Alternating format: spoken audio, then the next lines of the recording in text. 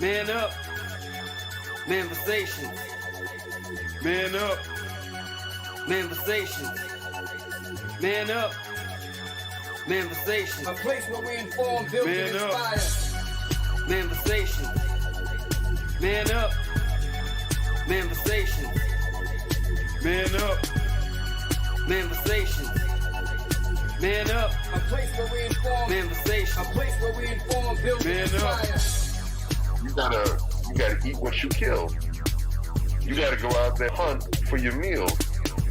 We all have that ability to connect with people, to be that motivational person in somebody's life. You gotta let people know there's certain lines you don't cross, and that there's gonna be consequences if you do. Man up. If you are an adult and you are in a relationship, that person's emotions are not your responsibility. Man up. Manversations. Man up. Manversations. Man up. Manversations. A place where we inform, build, and inspire. The devil, during slavery, destroyed the masculinity or manhood of the so-called Negro. No man. No man. Right now you got to be trained all over again to be a man. When someone is obligated to do something, it is binding upon them to do it. And failure to do it causes reaction. Man up. Position make you rich. I don't have that type of richness. My richness is life forever. If that people knew their glorious past, if that people knew their glorious past, if that people knew their glorious past, then they would be more inclined to respect themselves. I'm not saying I'm going to rule the world or I'm going to change the world, but I guarantee that I will spark the brain that will change the world. And that's our job, is to spark somebody else watching us. A place where we inform, build, and inspire.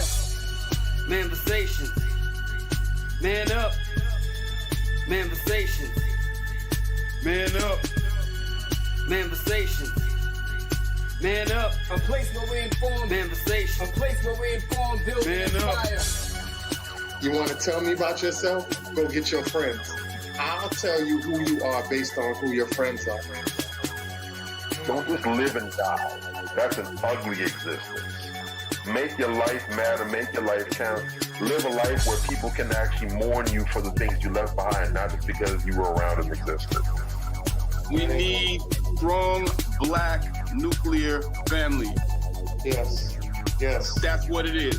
Mother, father, son, daughter, all in the same house with a focus on the family unit as a whole. We had Tulsa, Atlanta, New Jersey, Detroit. We had Rosewood. We had Black Wall Streets all over. The Republicans aren't for us, but the Democrats aren't for us either. And we should have no alliance to any political party. We only have alliance to what is in our own best interest. A place where we inform, build, and inspire. Manversations. Man up. Manversations. Man up. Manversations. Man up. A place where we inform. Manversations. A place where we inform, build, and inspire. At the end of the day, as men in the community, we must stand together and be counted, because people look to us for guidance, leadership, and protection. And if we are not about that business, we are not on our job. Here we have grown-ass man conversations in the spirit of that purpose. Anthony Malcolm, Bobby Drake, Major Gage. We are. This is Manversations 2020. Manversations. Man up. Manversations. A place where we inform, build, and inspire.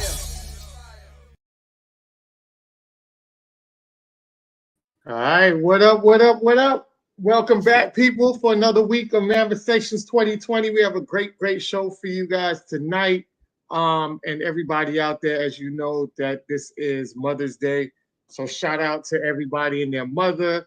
Whether you can call your mother or this is a day that you reflect of the moments you had your mother. And now she's your heavenly angel. We sympathize and have empathy for everybody that has their mother transition on to the next level. If you do have somebody else in your family that is like your mother or an extended mother, that's an extra bonus to have. Super dope, especially during this time where everybody needs some type of motherly and fatherly figure. So if you have that in your life, definitely shout outs to you for that. And if you don't, I would love for you to get an extended mother because it's always good to have an elder, a motherly elder by your side to give you guidance. It's very key to our society, especially in our community. We have to have the positive femininity, the divine femininity, and the positive masculinity. So it's imperative to have your mother and your father. And even if they transition to find somebody to basically not really fill their shoes, but at least substitute till your existence is transitioned on with your family as well. So definitely today is a great day. And shout out to all the mothers out there that do a phenomenal job day in, day out. You wear the cape. There's days where you thought you wanted to give up and you didn't. And that perseverance and that energy and that strength caused you to have a child and have them flow through life successfully. And a lot of you guys are seeing great benefits from your efforts. I see a lot of children are graduating and they're in the graduation pictures with their mother. And if their mother isn't here, they're representing their mother, stating that this degree is for them and the efforts that they did to get them to where they are. So again, shout out and appreciate every mother on Mother's Day today. With that being said, I'll transfer it over to you guys and let you guys get your Mother's Day shout out. Yes. Shout out to Miss Aaliyah. Go ahead, Bobby. Oh no, I was gonna say real quick, again, happy Mother's Day, but also, a thoughtful Mother's Day as well to those who are missing their mother or their mother figures in their lives. I'm still blessed to have my mother with me. My grandmother passed several years ago.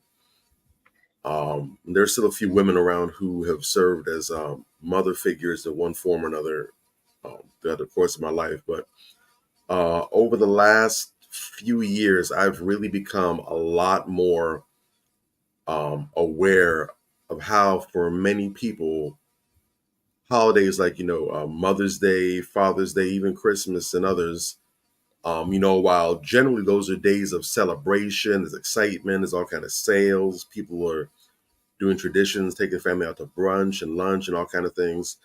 But for those people who have lost those loved ones, especially if it's around that time, it can definitely be a day of mourning, and it can just really amplify those feelings of grief because you see so many people around you celebrating and happy, and you don't have that feeling because for you, that person that you want to do that with is no longer there. So I think it's very good to be mindful of the fact that while we should appreciate days like this and opportunities to go ahead and celebrate those loved ones, to also be mindful of those people who are grieving and who are suffering on days like this, and to be both compassionate and sympathetic to them, and also use that as an opportunity to be more grateful. Don't just be happy because, hey, it's Mom's Day, yay, but also be grateful that you still have your mother, your grandmother, your aunt, or your great aunt, or whoever it is that you celebrate on days like this.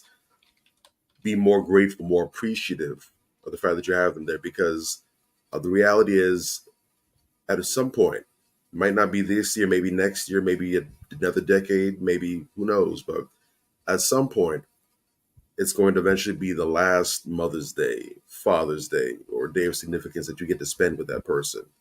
And you definitely want that time to come without properly appreciating and taking advantage of the time you have. You feel lethargic, a little tired. Maybe I don't want to, I'll see her next Mother's Day. I'll see him next Father's Day. I'll see him next Christmas, whatever. And then that time never comes. No, you have now. Make the most of now. Well said. Real Real talk, man. Make the most of now. I want to repeat that right there. That's real. Make the most of now. Definitely. It's for real. Shout out to my great grandmother, Fanny Campbell. Shout out to my grandmother, Evelyn Haynes, and shout out to my mother, Queen Mother Aaliyah. Shout out to my aunt Jetty and several other mothers that I can't think of right now, that are just outstanding, amazing women that exemplify, what womanhood should be. They use their motherly spirit to empower others, to help others, to teach, and so forth. I got the game from my grandmother, really. I got a lot of game from my mother and my great grandmother as well. But from my grandmother, that's where I got a lot of the game that I still spit today. My grandmother taught me who Dr. Francis Cress Wilson was. My grandmother taught me Black history when I was 4 and 5 years old. She used to take me to the park every day. It was this book called Shining Legacy. She used to read through it with me, and she made sure that I knew who Langston Hughes was, who Harriet Tubman was, who Malcolm X was, who Marcus Garvey was, so forth. And not only that I knew who they were, but that, it was incumbent upon me. I'm talking about at age 4 and 5. It was incumbent upon me to carry on the legacy that they started. It was a woman who did that, who was a mother to my mother. Mothers are the first teachers of the children. Mothers, Black women in particular, are the creators of civilization, the mothers of civilization, along with Black men. So we have a responsibility out here, as Black men, being good to these queens and so forth. But Black women, it's not just a title. You know what I mean? There's a certain level of greatness that comes along with it. And shout out to the ones of you that really take it seriously and are doing the work that comes along with being a great mother.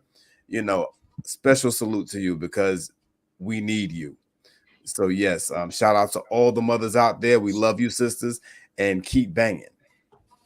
Shout out to that. And definitely want to give a shout out to my mother. She's out there working today, Miss Lee. Phenomenal lady. I made a post earlier, and my father passed away in 2018. And I always tell people all the time, and I made sure I told my parents this. And this is one thing that I always recommend people, like I mentor younger adults, young boys especially, and I tell them all the time, let your parents know how you feel about them today. Tomorrow's never promised. And my dad, before he passed away, he already knew how I felt about him. I told him he was a phenomenal father. And I told him also, if I ever had a chance to pick my parents, I would pick the same two parents. And I told my mother that repeatedly. I've told my mother I loved her, told her how much of a phenomenal mother she is. So in the case she transitions along with my father, who already transitioned, they both know that before they exit this world, how their son felt about them and how much love and appreciation that I have for them while they were here. And I just encourage that to, because a lot of times people get caught up where they transition and they didn't get a chance to tell their parents how they felt about them. And that's a pain that always will resonate with you and carry out throughout your whole entire life. And then they kind of have regrets about it, and that's something that I did not want to have. And the psychological warfare that handles on a lot of people actually holds more weight than any physical compression you can have.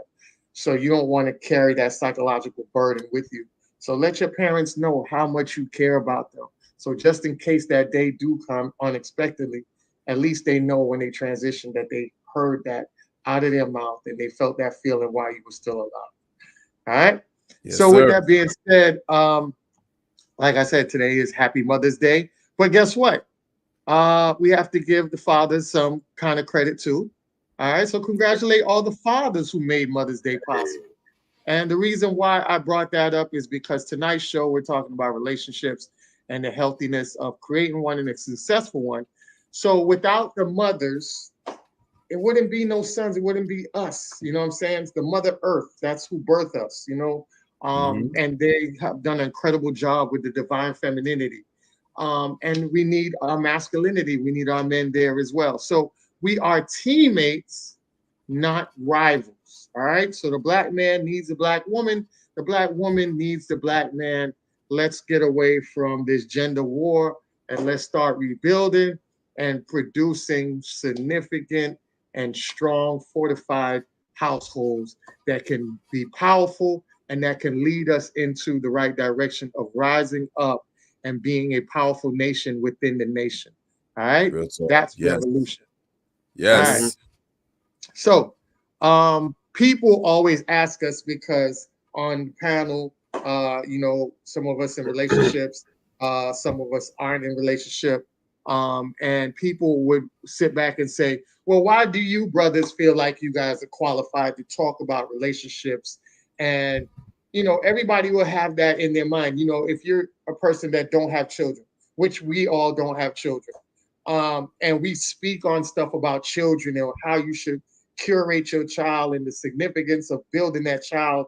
And some people will look at us and say, well, you guys don't have no children. Why are you talking about topics that you guys have no knowledge on? You know what I'm saying? Or you feel like we're not fit or have the qualifications to speak on that. So we see that when you talk about relationships, we see that when we talk about children and things like that. And I just want to play this video because I think it's a very powerful video, and I think it will set everything straight going forward from today on. And anybody that's listening, please listen to why that argument does not make sense. All right. So we're definitely going to play this video for you and just pay attention. They may not have gone down that route. And I think in today's world, we have this bad habit of if we see certain things we like, we want to defend that this person is now qualified or whatever. And if we see or we hear things we don't like, now we want to attack them. Like another person said, when people don't like the message, they'll attack the messenger. So say something that doesn't sit well with them, and now they want to come at you. And there's different reasons why people will try to downplay someone else.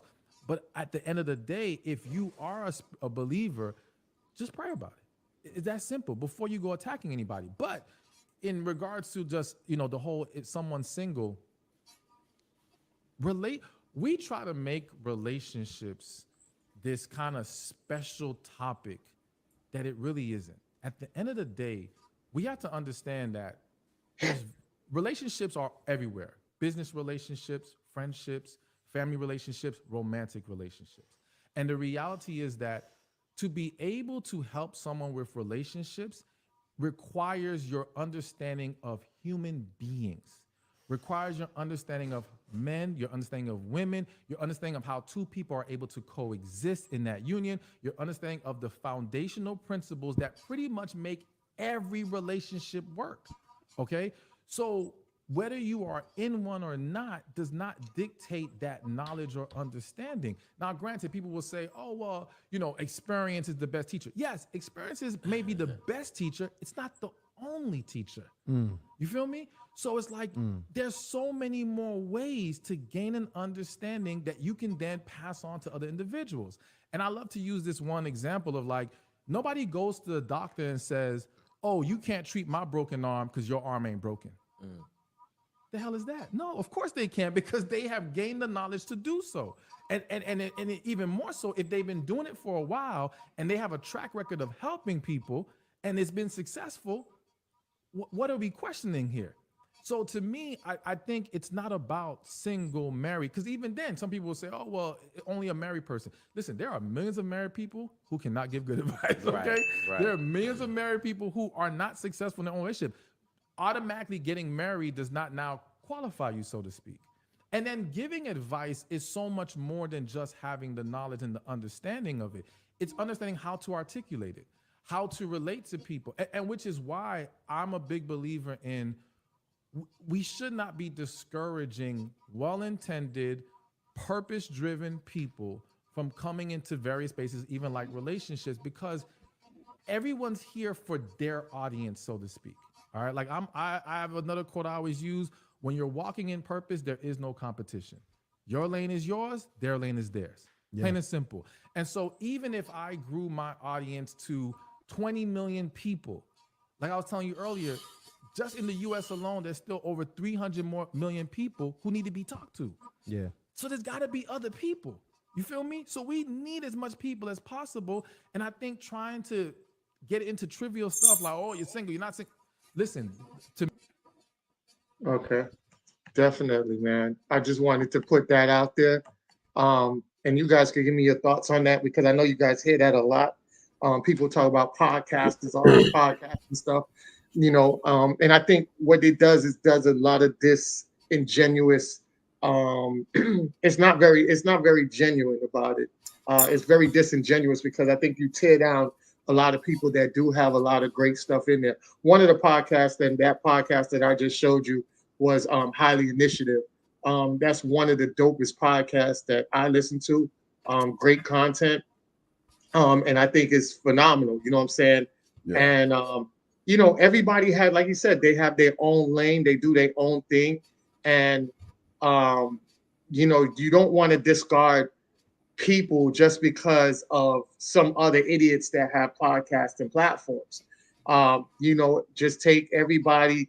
You don't know what information they have. Go on their platform, see if they're good intent people giving you great information, and then you take in what you need to take in, discard what you don't like, and you run with that. You know what I'm saying? But to sit back and throw everybody under the bus as podcasters just because you have some salacious ass, no nonsense ass characters out here that do shit just for money doesn't mean that everybody should get slandered under the whole thing. And I land my plane on that.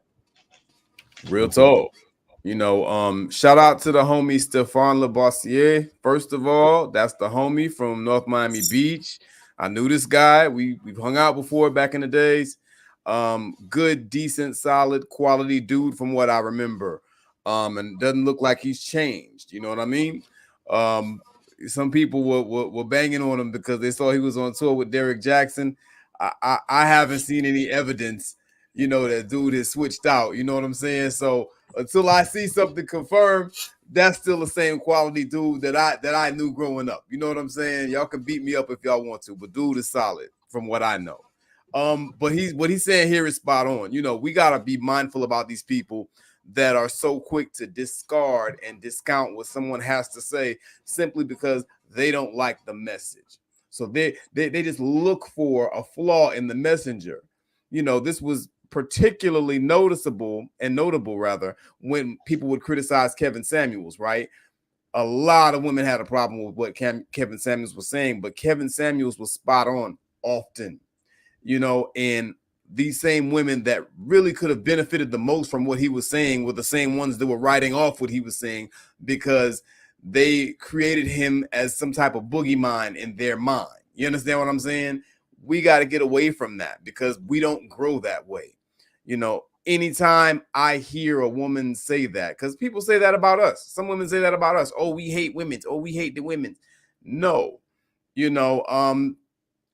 we are critical of behaviors that are not conducive to producing quality relationships and having a functional, healthy Black society. That's regardless of gender. No one ever gets on us when we start getting on the men for what they're doing. No one ever says, oh, you're being too hard on them, you're saying too much. Never. But when you criticize women, all of a sudden you're a misogynist. When you criticize women, all of a sudden you're sexist. And we need to get off of that hypocritical bullshit. That is not how we grow, people. This was very, very solid information. It doesn't matter where the information is coming from. If it sounds solid information, given with the intention of helping you, and you're someone that needs help, you should at least consider it. Period. And once we start getting on that and stop trying to look for flaws in people because we don't like what they're saying, we'll come a long way. We'll grow a lot more and we'll have much more quality, healthy relationships and work better together. That's where we need to be. Definitely. He cooked on that joint right there, man. Drake, real what talk. You got to say? What you got, Drake? What's funny, and I've pointed this out time and time again. It's always crickets when I do, especially when it comes to talking about children. Because again, like you stated, I do not have any children. I don't have any little Bobby Juniors or Bobitos running around, at least none that I'm aware of anyways. But again, I said this before that I have been in the classroom for just about a decade. I'm no longer a teacher in that capacity anymore. But all the way from working with children as a teenager to actually being in schools and actually serving in that capacity, whether I was substitute teaching or teaching full-time, what have you, or serving as an interventionist, I've worked with children. And I've always had a great rapport with children. I've had I don't know what it is about me, but I've always been able to connect well with them. I've always had their best interest in mind, and I believe they picked up on that. And so we've had great communication. They've been very open with me. We've been able to have very frank conversations, talk about very sensitive things, some deeply personal and private things. But a lot of my children, I knew in some ways just as well as their parents did, maybe even better, because there's certain things that they would come and tell me that they were terrified to death to talk to their parents about. And I had to, talk them off the ledge, go ahead, you need to share with them this information, whatever, or, if you need some support, I'll be there with you or whatever. We'll figure this thing out or whatever. So I've been that person. And when I speak and have criticism about how some parents do certain things, the funny thing is when what I'm saying is what they agree with, oh, that boy good, yeah. He knows something, yeah. The minute I say something that they don't like and I step on the toes, now all of a sudden I need to shut up because I don't have kids. What would I know? Teach doesn't cut it. You didn't say that the other day when you were co-signing on my points, but now that I said something you don't like, now all of a sudden I'm an idiot. Which one is it? Pick a struggle. That's how it goes. So I don't put any stock into that. And like the brother said, you have some people who, based on the yardstick, the metric that they're giving, they're horrible. Yeah. There are some married couples I would sooner lick black ice off the asphalt before I listen to for relationship information. I don't want that cluster bomb you got going on.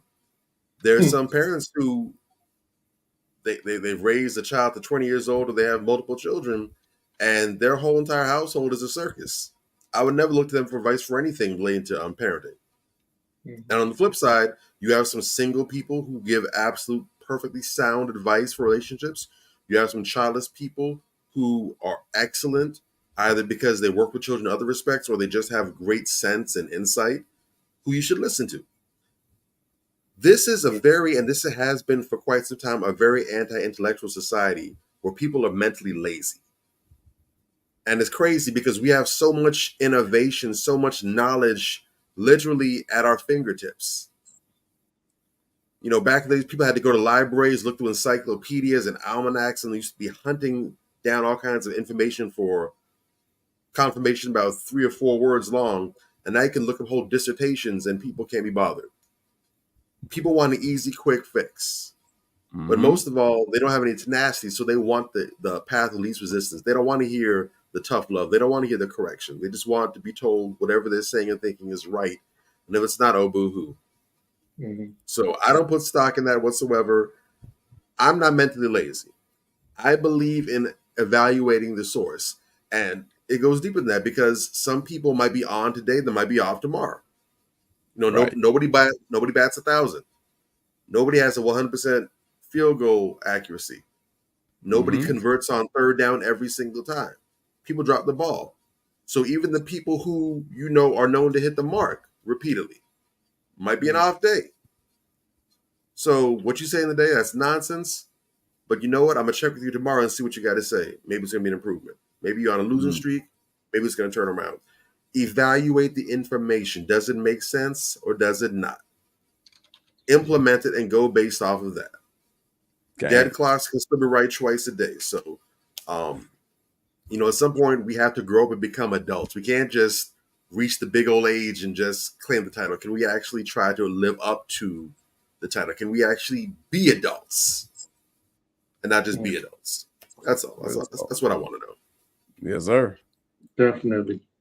All right. So that's basically the bottom line is, Just take in the great information, discard whatever you feel like you don't need, because everything we could say things for 2 hours and it might be just an hour of some stuff that you might need to know. And the other hour you'd be like, oh, I already knew that. That's cool. Fine. Good and dandy. All right. All right. So I want to get into our first weekly trendy topics. I saw this coming up and it actually sparked a huge, big debate on my page. But we had Shaquille O'Neal, right? So Shaquille O'Neal was spotted with a 21-year-old girlfriend in Spain. Shaquille O'Neal is 52. His girlfriend is 21. And we saw, I think Shawnee had came out and said that, she was saying that she never really loved Shaq that way.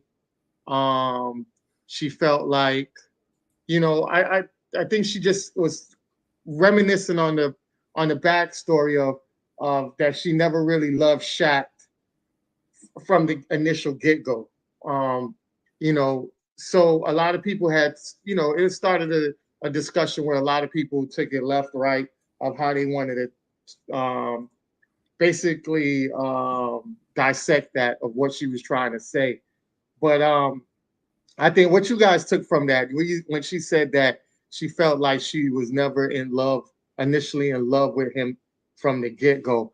Before you guys do that, I did want to show the response of what Jason Black, super dope dude, says. Shawnee O'Neal is proof a woman with nothing but a kid can marry a famous rich man and still think she is the one settling. All right, so I definitely want you guys to get to answer that part about what you guys think about that, and then I get into the second part of the Shaquille O'Neal stuff. There's a lot to unpack there, but let's get into what Jason Black said first. As a collective, we got to get over this concept that women are somehow better than men. That's what it boils down to at the end of the day, right? Like he said, this woman had nothing but a child, and she didn't bring anything to the table, so to speak, right? Yeah. And she feels like she settled for Shaquille O'Neal, who was a bachelor at the time, at the top of his game, that had a lot to provide, at least on paper. We don't know who he is. But if we look at her and we look at him, really doesn't look like she had a lot to provide to him, but her, And this goes back to how a lot of women view relationships, how a lot of women view sex and other things. If you get with them, you're getting lucky. Bruh. It ain't all that. You know what I'm saying? It's an even exchange. We need to get more in the mindset of it's an even exchange. Hey, he's providing something, you're providing something. You're not doing anyone any favors. If you've watched Shawnee O'Neal over the years, you could tell from day one that she was this type of woman. You know what I'm saying? And that's a real slimy, cruddy thing to do, to come out after all these years when you're married now. So what, she basically used him the entire marriage, and now she's still using him to get clout off of his name because nobody cares about Shawnee O'Neal and what she's doing. Yeah. But because she's talking about Shaquille O'Neal and because she's talking about Shaquille O'Neal in a disparaging way, those are two reasons why a lot of these misandrous women are going to follow what she has to say and they're going to listen to her. You understand what I'm saying? It was a despicable act, when she did it, and her coming and feeling the need to tell us about it when none of us care. You know what I mean? Like, it's a despicable, both are very despicable acts. As far as Shaquille O'Neal, to wrap that up real quick, I just think it's a little creepy, man, when you're dating a woman who's younger than 3 of your children. That's just creepy, dude. You know what I'm saying? And I find the hypocrisy of people just mind-numbing, because not even a whole month ago they were just dragging Drea Michelle and dragging Keisha Cole for dating these kids that were barely out of high school, and they're middle-aged asses, but now when Shaq does it, it's okay. You understand? Yeah. Nah, we gotta tighten up, bro. Like, he looks creepy as hell even holding her. She looks unhappy as hell in those pictures. She looked like she don't want to be there. Yeah. You know, and it's perhaps because she's with this, you know, creepy looking ass older dude who looks like somebody's grandfather. You understand? She doesn't look happy. Look at her. Yeah. You dig? But it's two things that I take away from this. You know, yeah, you can date younger, but goddamn, let's not be creepy with it. You know, yes, Yeah. men trend dating younger, but bruh, this woman is 30 years younger than you. What are you doing? You dig? And the second thing, because when I call this out on my page and I start talking about it, everybody starts saying the same predictable dumb shit. Yeah, but he got that money though. Yeah, his bag right though. Know what I'm saying? Yeah. We need to stop encouraging our women to be prostitutes. Period. And I'll drop the mic right there because that's some bullshit. It was vomit inducing just seeing those pictures. It just wasn't cool, bro. I wasn't with the shit at all. And she's only older than one of his kids, right? Maria ONeal. Yeah, Maria ONeal is 18 years old. The other Sharif is 24. Shakir is 21. Tahara is 27. Amara is 22, and Miles is 27. God damn. Yeah. That shit don't make no sense, bro. That makes me think that dude is, you know, I hate to think poorly of people. I don't like Shaq anyway, but you know, when you do stuff like that, it's just cringy. Greetings, Mila Renee in the motherfucking building. Happy Mother's Day, sister. Happy Mother's Day, sister. Shout out to Brother Amun. Yeah, happy belated. And also happy belated birthday. Yep. Yeah, happy birthday. Yes. Okay, that's what's up. Happy belated birthday. Yeah. Yes, definitely. I thought it was very creepy. I'm just going to say this real quick because most of the talking points that I had, Major, you were spot on with it. You cooked it up real good and served it on a plate. It's very creepy for you to have that much of an age gap. But like I said before, you know, I can see a 15 either way. That's on the line of it. You can still get away with that. You can still be connected with the 15-year gap. You know, if you're like 50 and that person's 35, you know, I could see somewhat of that. But come on, man, 30, like this is damn near almost could be not only your children, but this could be your grandchild. To be Real honest. talk. You know what I'm saying? So, yeah. And then I tell people all the time, when you think about it, right, psychologically, we got to start thinking psychologically, because a lot of times we're looking at it from the financial side, like Major just pointed out, and that's all we focus on. Because if this was a 52-year-old bum-ass 6'7" dude who didn't have no job or nothing like that, then y'all are being up in arms. Right. Now that this guy is a multimillionaire, has a bunch of franchises, does not need nothing for money. Now it's a payday, it's a meal ticket. Now you guys are, oh, well, you know, it's okay, it's cool because there's a check that follows behind your daughter now. You know what I'm saying? So you pass that off. And one guy came at me with that same scenario, and I said, okay, cool. Now, you saying it's legal, because everybody says legal, right? And I'm like, yes, it's legal. I'm not questioning it's legal. Yes, it's legal. But at the same time, you have to understand the psychological mindset behind that is, think about Marcus Houston. Think about R. Kelly, right? So I told him, I brought up R. Kelly, like R. Kelly went to the parents and asked the parents if he could marry Aaliyah, and they were able to marry, and he was able to marry Aaliyah with the parents' consent at 15, paid them off, right? So because they got a check, was it cool? Y'all ain't had no, because remember, nobody had a big outrage at that time. Until you know white people told them it was okay to be mad. Then they got mad. Exactly. But it passed for a long time with Aaliyah. It was like, damn, after they done broke up, that's when people started looking at R. Kelly back on the backside, on the hindsight of it. And I'm like, are we now paying off our children with a paycheck? What message are we sending? Are we over the financial versus the moral? Have we switched to that? And I think that's what's so powerful about the whole Kendrick Lamar and Drake, because I see that same kind of correlation going with that route as well. You know what I'm saying? But just to bring it back to the whole, you know, it's a conditioning grooming, because think about it, right? When you are in a predicament where if I am 52 and I can deal with a 21-year-old, what's to say I won't do this? All right, y'all watch this video. Oh, fuck. What's your name? Who are you? What's your name? Who are you? Why are you still with my fucking daughter? What's your name? What is your name? Boris. My name is Boris. Boris, what's your name? Shake my hand. What's the problem? Why are you still with my daughter? You know how old she is? I have no idea. You have no idea. I have no idea. You have no idea. No. What the fuck you thought was gonna happen here? Nothing. We're gonna have a pizza. I don't know. Pizza? Yeah, you don't know? How old is she? Red. You know how old she is? I matched with her. She was 23. 23. Is that what the conversation looked like? You know the text messages? She was 23 on a 23. dating site.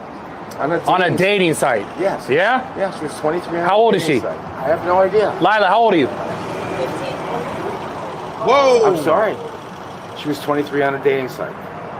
All we've done is So she didn't tell you how old she was? She did. She did? Yeah. How old is she? She said she was 15. How did she tell you how old she actually is? She said she's 15. She said she's 15. Why are you here? Why are you sitting here? I'm just having a... With a fucking 15-year-old? Wow. Pizza. Piece of pizza with a fucking 15-year-old. It's not against the law. You think that's okay? I think it's not against the law. It's not against the law? No. Is that all you spoke about to her? We've just been talking. Really? Yeah, we've been talking and flirting. And that's why I wanted to play that video, because remember, it's legal to eat pizza. He's not doing nothing. It's legal. He's right. It is legal to eat pizza with somebody, right? Wow. That's what he's saying. It's legal to eat pizza. That's why the father couldn't get mad, because he's like, okay, you're eating pizza. Yeah, okay, yeah, whatever. That's all you wanted to do. You know what I'm saying? So, and I wanted the other part of it, and I'm gonna pass it over to Drake to cook, because I know he's ready to cook. But the other part about it is, he said to the father that she was 23. And this is the problem that I have with the guys that go way below their age. Because I was telling the guy that I was, having the exchange with, I said, psychologically, it's like, and I don't want to compare the two, because people will sit back and look at one as an extreme as another. But this is kind of like what serial killers do, right? There's a movie called something about Who Killed the Cats or something on Netflix that everybody was going crazy about, right? And in that stuff, it was a guy that filmed putting cats in a bag and killing them. And then everybody went to doing the double research to go find this person, and end up in the process of trying to find this person. He was making more videos. And guess what? He had a video where he cut a head off of somebody before they caught him. So he was killing cats, and then he killed the person. And then, so it's the same. I don't want to sit back and have it like in the same area, but I want you psychologically to think that when somebody is pushing the envelope and they can get away with it, they go further with it.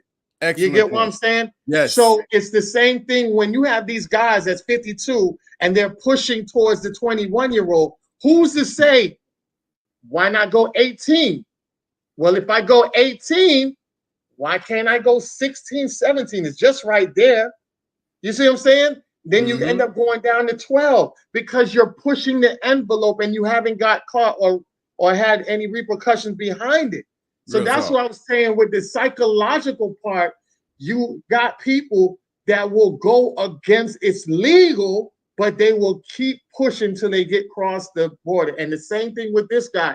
He was eating the pizza, which is legal, until he was about to get her into maybe back to his hotel or wherever he wanted to take her. And then he was going to push across the illegal part. You see what I'm saying?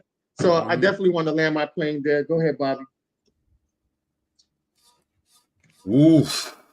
I don't know if it was if that was for real, that wasn't just like a Chris Hansen type of To Catch a Predator type setup. That was really father, and that was his daughter, and he just happened to Yes, bust him correct. because he found out. That guy was Then, the one that produces a Space Jam. Yes, it was yes. He's a movie producer. Correct. Hmm. Which they always tell you about Hollywood. More of these animated films trying to. Mm. Yeah, if that was the father, then even with cameras and everything there, I give him credit for immense restraint. Because real talk. Oh, he was. You didn't see the video, but he was about to bash dude. But the guy went to his security guard because remember he's the producer, like Major said, and he had a security guard there. It was a Hispanic guy, so he was like, "Hey, you can't really do nothing to him. If you want, you could call the cops, and that's it." Oh, but that it stopped right there. But he was ready to bash the old dude. He didn't want to mess him up. I think that's what also gave him a restraint. But go ahead. Better than me. I don't have that kind of restraint. Once you cross certain lines, yeah, I get really stupid. You know, I Real talk. clock out. I don't have a good temperament for certain things. I'm a very laid back, very chill guy. Don't get ruffled easily.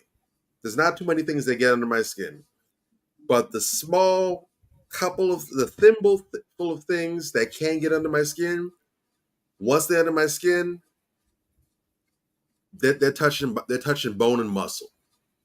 Like that, like the story of the princess and the pea. I don't care if I'm on a 10-story tall mattress. That pee's all at the bottom. I feel that pee. And I can't rest till I get that pee about my damn mattress. Right. And right. Mr. Space Jam producer, he looking like a big ass pea. Yeah. And it's about to be some split pea soup. Yeah. I'm trying to say something without saying something, but I see you though. I smell you. Security guard about to go ahead and inherit an ass whooping he ain't even earned. He might really want to reconsider the job he's got in that salary because I don't know if Buddy's gonna cover the bills that I'm about to stack up on your ass, and he's still gonna get it. So you just give me a two, but that's fine. I'm gonna leave that alone because I don't want to spiral out. But yeah. All that aside, I'm just gonna be practical about it. I'm not gonna necessarily knock someone that's Shaq's age or older being interested in a in a young woman that's in her 20s, early 20s. I'm not going to necessarily do that. Mm-hmm. But I will say this. The number one reason, because me and children, that's a non-starter. Mm-hmm. Ultimately, when I'm dealing with a woman, I know for some men, this is necessary. For some men, it's not necessary. But for myself personally, I need to deal with a woman that I'm on the same level with to an extent, or at least there's not too much of a drop off intellectually with her. I'm not saying that we got to sit and have high level conversations. We don't have to do that. But I'm expecting when I'm dealing with a woman to have a certain level. Mm-hmm. I don't have a cap on the ceiling per se, but she's got to at least be able to meet me at a certain floor. I might be at the 5th floor and she's at the 2nd floor. That's cool. I might be on the 9th floor. She might be on the 3rd floor. That's cool. But there's a certain cap, a certain bottom that I cannot dip below because at that point, I'm starting to feel that there's too much of a disconnect. We're not here. We're not eye to eye. I can't relate to you. I just can't get jiggy with that. Right. I can't deal with a woman who's in her early 20s like that because unless it's a very rare, very fleeting circumstance, we're not going to be at the same level. The life experience is going to be different. The level of experience is going to be different. The conversation is going to sound different. Even if I can relate to you or understand, okay, cool. But where I'm trying to be at, it's different. I can relate to my teenagers. I can relate to my elementary school kids, my middle school kids. I can understand a bit of the language and some of the ideas. I can relate there, but it's a different level of relation. It's a professional relation, and it's almost that of a parental type figure. Mm-hmm. I'm not trying to have a parental type intellectual relationship with the woman I'm dealing with. What the hell is that? No, I can't do it. You have nothing to offer me. I probably have a lot to offer you, but you have nothing to offer me. And I'm not in the business of non-reciprocal relationships. I'm trying to get as well. I'm going to give, best believe, but because I'm going to give, I'm damn sure going to get. This is not going to be a one-way exchange on either side of the equation if I have something to say about it. So a woman that young can't do anything for me. If a woman that age can do something for Shaq, that's his business. I'm not going to get into that. I'm going to leave that alone. But like you said, it's a thin scope. There's a huge gap between 35 and 21. It's a very thin line between 18 and 21, between 17 and 21. So if I could maybe slide from 35 down to 25, cool. But if you're already down there where you're in the low 20s, you're running out of legal numbers here. Come on, it's bro. very easy. All I'm gonna say is entertaining Weekend at Bernie's from 3 minutes ago. All I'm saying is he all caught up because, well, she said she's 23. She's 15. Well, she said she's 23. I don't know if it's ever going to be possible for me to be dealing with a woman who's 15, and I'm here talking about, well, she said she was 32. Mm-hmm. Real talk. What's your awareness like? She's 30. Well, she said she was 25. It looked not crazy. Gonna happen. Now she might be able to lie. She might be lying, and she's really 23 or something. And she said that she's 28 or something, and it might get caught like that.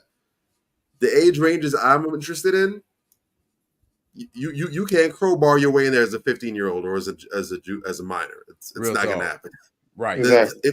And if that's possible, that's very disturbing because that means that as a child, you have been exposed to way more than you should have been to be able to hang more or less at that level. That's a whole different ball game right there. The odds of that happening are very rare. So all I'm going to say to that is if that is an age range where you can dwell in and you can find attraction there, I'd say that you should look into that deeper. I'm not saying that you're wrong. I'm not even saying that's unethical, but I'm saying that you should look into and find out why, as a 52-year-old man, personally, for your own personal edification, discovering and knowing yourself, you should look into and find out what it is that a 21-year-old girl, model or whatever she is, what she has to offer you at your big age of 52, that someone who's 28 can't offer you, 26 can't offer you. I see it as bullshit because guess what? Guess what? Because you be laying your old ass, let's say Shaq get 80, and then that girl ends up being what, 50, right? Now, your 80 ass, your old big ass laid up in the bed, you can't get nothing, and she got a dude, a young dude in there banging her back out, and you right there, you can't even move nothing. You hear them banging each other next to you, and you like, oh gosh, what's going on? I can't move. And that's torture, bro. It's so much stuff we could go on. Anna Nicole type shit that goes on, bro. And you that can't. Went a weird direction. That was a weird direction, man. That was weird, but okay. But I'm saying because you just maybe he's into that. No, but you just never know the direction of people because guess what?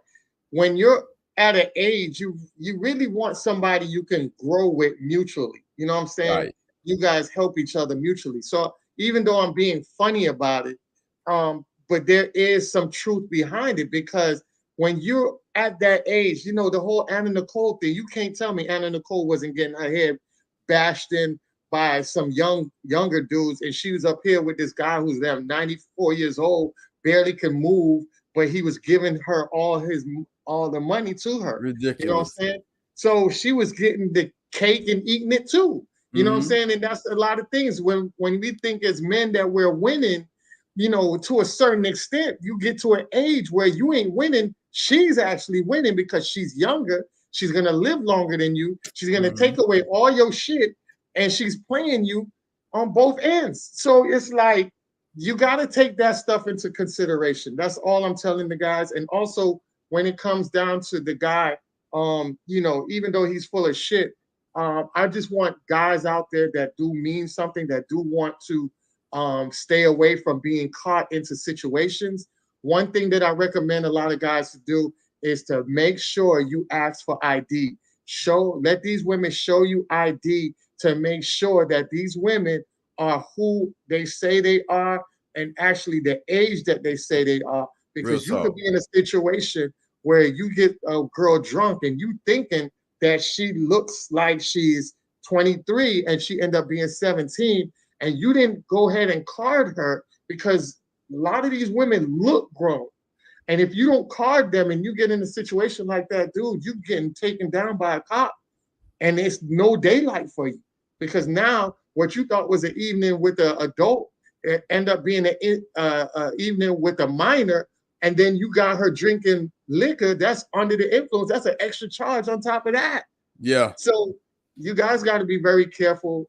Like Major say, vetting process is very critical, and that's part of the vetting process. And I land my plane on that. It could literally save your life. Go ahead, Bobby. The Nobel Prize winning poet Todd James Smith, better known as LL Cool J, once famously said, "Let me tell you, girl, don't try me. You better have ID." There you go. There it is. Words to live by.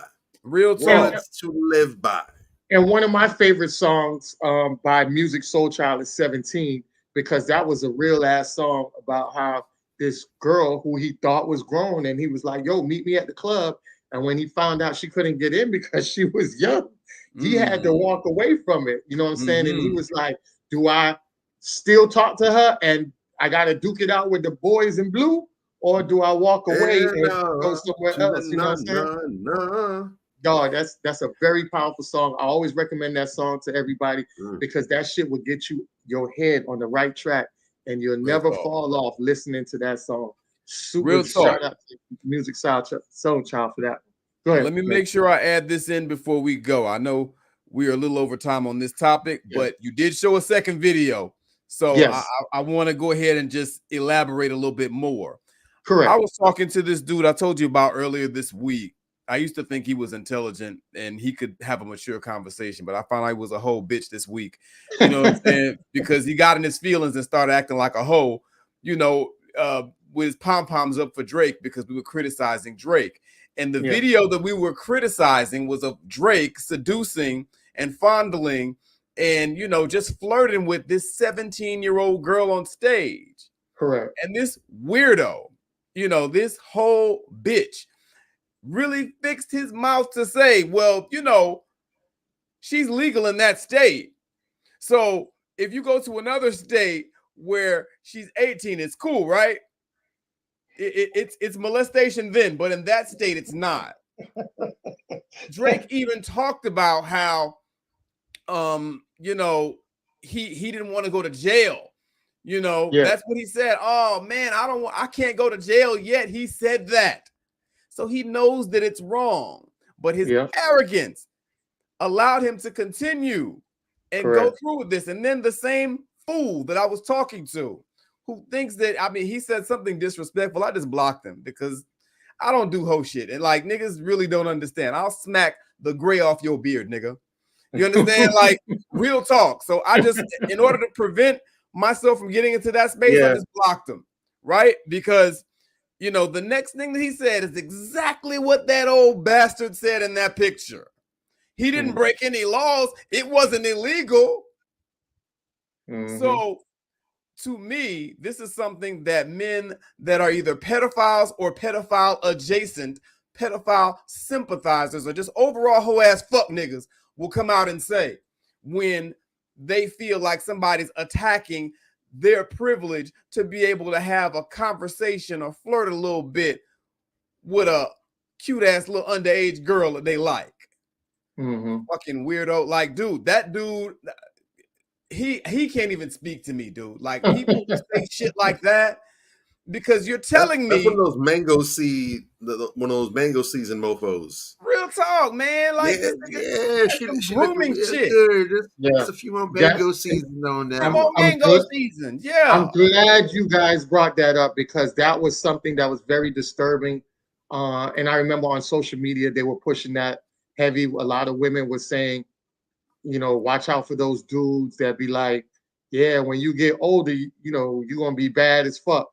That's kind of like premeditating to deal with this underage girl, watching her a certain way when you're looking at her. Because when I'm around my stepchildren, like back in the days, like when I was around my stepchildren, and my stepchildren was teenagers, I never sat back and said anything about my stepchildren like that because I looked at my stepchildren as my damn children. Right. That's the problem that we don't have today, is that we don't have a village mentality to look at kids as kids. We have a lot of horn dick motherfuckers that look at children as potential sexual partners. And that's Real the talk. fucked up mentality that we have. And this is why I tell people all the time that we have to clear this shit up. Like the guy was telling me about, oh, why are you shaming Shaq? She's old. I'm telling you this because I'm saying psychologically, who's to say? And I know Shaq, you know, maybe Shaq's not like that. But who's to say that it doesn't go from 21 down to 17 or 16? Because guess what? Shaq was messing with, Shaq's 52. He was messing with 52-year-old women. Then he started messing with 40-year-old women. Then he started messing with 30-year-old women. Now he's down to 21. Who's to say if he get to 60, he ain't going down below 21? I think we spoke about this. I think we spoke about this last time we were on here, but I said before, and I'm gonna say it again. Ultimately, the question I want to know is, where is the line in the sand? What is ain't the no cutoff? line. 18. Ain't no line. That's Because they keep that's pushing the the legal line. And that's what I'm saying. So, if is that the line in the sand for you because that's what the letter of the law says, or because personally this is your standard, men, and this is why it's important as men to have a code of conduct. Right. Exactly. To have a moral code. Exactly. Talking about just because the law says that, oh, this is legal, whatever. That's the last thing we should be hearing, especially for Black people, because lest we forget, less than a century ago, slavery was legal. Yeah.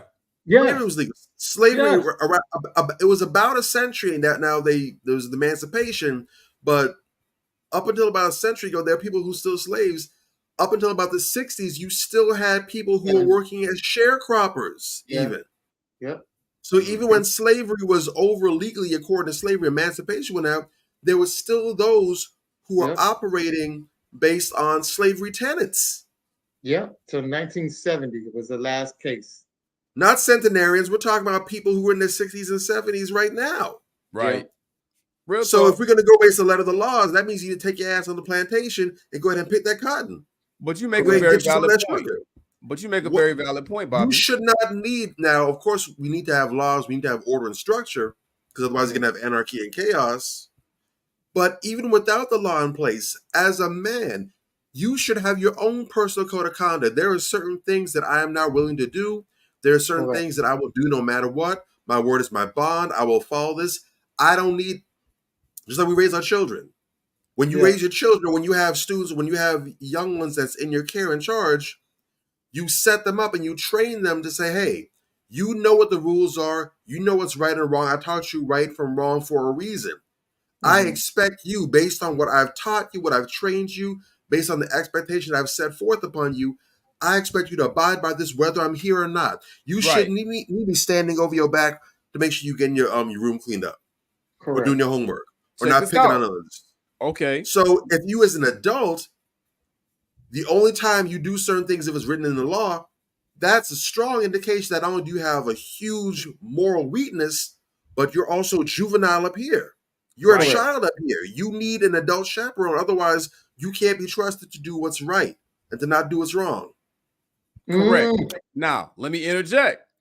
That's the reason why we're checking them. That's the reason why we're checking people like Shaq. Because my thought process is, okay, we've set the legal age limit at 18. Shaq and this other pussy that I was having this debate with this week. That's why we're checking them. Because we've set the age barrier at 18, right? So if you are a man's man, you are alpha male, and you know what it is. You're solid, you're thorough, you are an official dude. You're not even getting close to the fucking legal age if you know your ass is well above it. That means, to me, if the limit, I'll tell you this, when I was dating, when I was a younger man, right? When I was in my, let's say, early 30s, I wouldn't date a woman if she wasn't at least 21. At least 21. And I was in my early 30s. You know what I'm saying? Like when I was 30, when I started to get like in my mid 30s, she had to be at least 25. You understand what I'm saying? When I stopped dating women around your scale 18, started sliding as you grew up. right? It makes sense. There was a line in there was a line in the sand. There was a boundary. We've spoken on that before. There was a boundary, and you did not have one set, so it went with you. So we're not staying in place. We're growing. Right. That's why we're calling him out, because he's not growing. He's not drawing that line in the sand and say, okay, I'm getting older. Damn, I'm 62 or I'm 52. I'm not going to date a woman that's under 35. He ain't doing that. Yeah. That's the problem. He doesn't have a sliding scale, so to speak. You dig? Yeah. That's why we're calling his ass out. And it's creepy because of that. You know what I'm saying? We have to, you're making an excellent point. Never mind what's legal. We use what's legal as a guideline, but we have to have personal guidelines and personal boundaries that we don't cross, no matter what. I don't care how fine she is, how big her ass is, none of that shit. You know, and these busters are not doing that, is the bottom line. And it's creepy, it's fucked up, and it's borderline pedophilia shit. Real talk. Okay, and go ahead, because we getting into it a little bit, but it's good. But I know you got some more. Go because for we can go deep in the weeds for a long time. So let's put a brakes. I think it's very much needed, and I will switch with this. We might need to make this topic an episode in the future, though. Yeah, definitely. It's worth having a conversation about. Yeah, it's definitely going to be a recurring one. But I will say this. And like I told the guy that I was debating on my page, and he got quiet when I said this. I said, you do know that in the United States, there's some parts of the United States where the child can be 14 and marry as long as one of the parents sign off for it. That's legal. That's true. That's legal.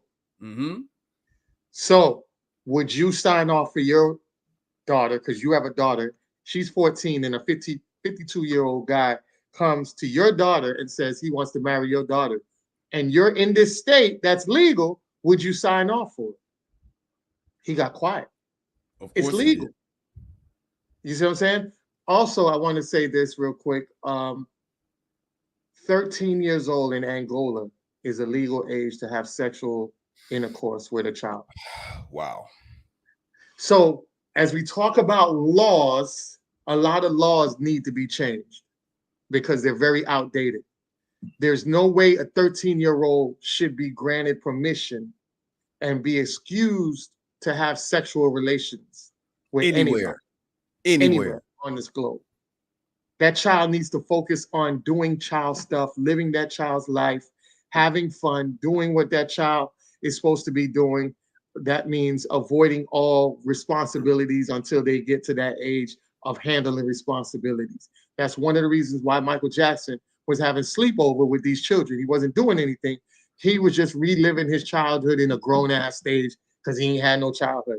And a lot of children out here are suffering like that because we haven't given them the space to dwell as children. Instead, we got these children acting grown and doing grown things and miss out on their whole childhood. And that's why you have these grown-ass children to this day, where you have multiple guys and women that's grown as hell playing video games, and that's all they want to do, because when they were younger, they had to wash clothes, watch their siblings cook, and do all this other stuff that their parents were supposed to alleviate from them.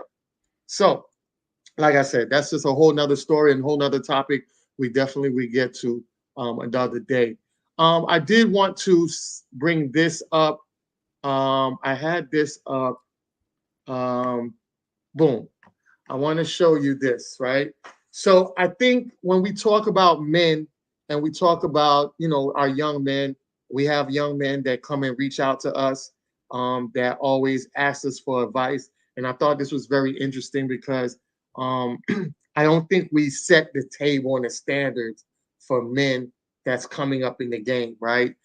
We did a lot of mistakes. We had a lot of mistakes growing up. We kind of did it trial and error. Our parents did trial and error. They didn't have we have more game than our parents. Every generation gets a little bit more game than the previous generation. And I think our game is to basically help the next generation of young men so that they could be better and are more structured than we did, right? And I brought this up because this guy, right, he says, young man says, I slid in her DMs on Monday.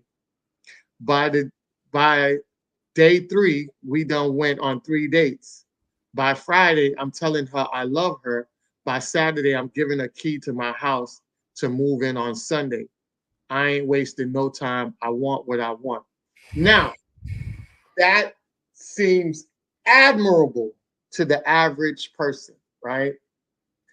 What? Huh? Ooh. No, I'm saying it seems admirable. It seems admirable to the average person as far as somebody saying, okay, let's put it like this. The bar for relationships are set so low, right? Because a lot of people have been in not so good situationship. They've been in a lot of situationships. Okay. The bar is so low that when you have a guy that comes forward, women always say, oh, I want a guy who knows what he wants. I want a guy that takes control, that goes on dates. Pressure. Yes, period. Huh? Yeah, you hear that all the time. You got to apply pressure. Yes, period. You hear that all the time. Exactly, apply pressure, everything like that. So that's what I'm saying. From the outside, it looks like he's so admirable, right? Like this is what we want young men to do, right? But it's not. It's failing. It's setting him up for failure because the whole thing that I'm bringing up now is this is how we play house. At an early age, we're setting him up to play house at an early age.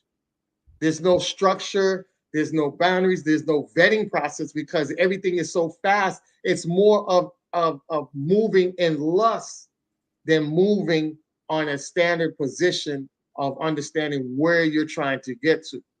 So even though it looks like his steps is just ordained in a way like, oh yeah, he's doing what he's doing, he's locking her in, he's actually kind of setting himself up for a quick fall in the long process. I know you want to go ahead, Major, because I know you want to break that down to why this is not the ideal way you want to start off. Fam, that I don't see who that looks admirable to. Unless you're a hood rat that has nothing going for herself and you're looking for somebody to save you, or you're a homeless dude that's looking for a chick to take you in and feed you. I don't see who that looks admirable to. This looks stupid to me because it's so fast. I slid her DMs on Monday. By day 3, we went on 3 dates, and Friday, I'm telling her I love her. Even some of these naive ass chicks that follow Derek Jackson and believe what he says, they're looking at this dude like this dude is dumb. This is a dummy. You know what I'm saying? Like they're not taking him seriously. That's way too fast. Maybe if you put a couple months on it and spaced it out a little better, I could see somebody looking like, okay, that's kind of admirable, but this is just stupidity.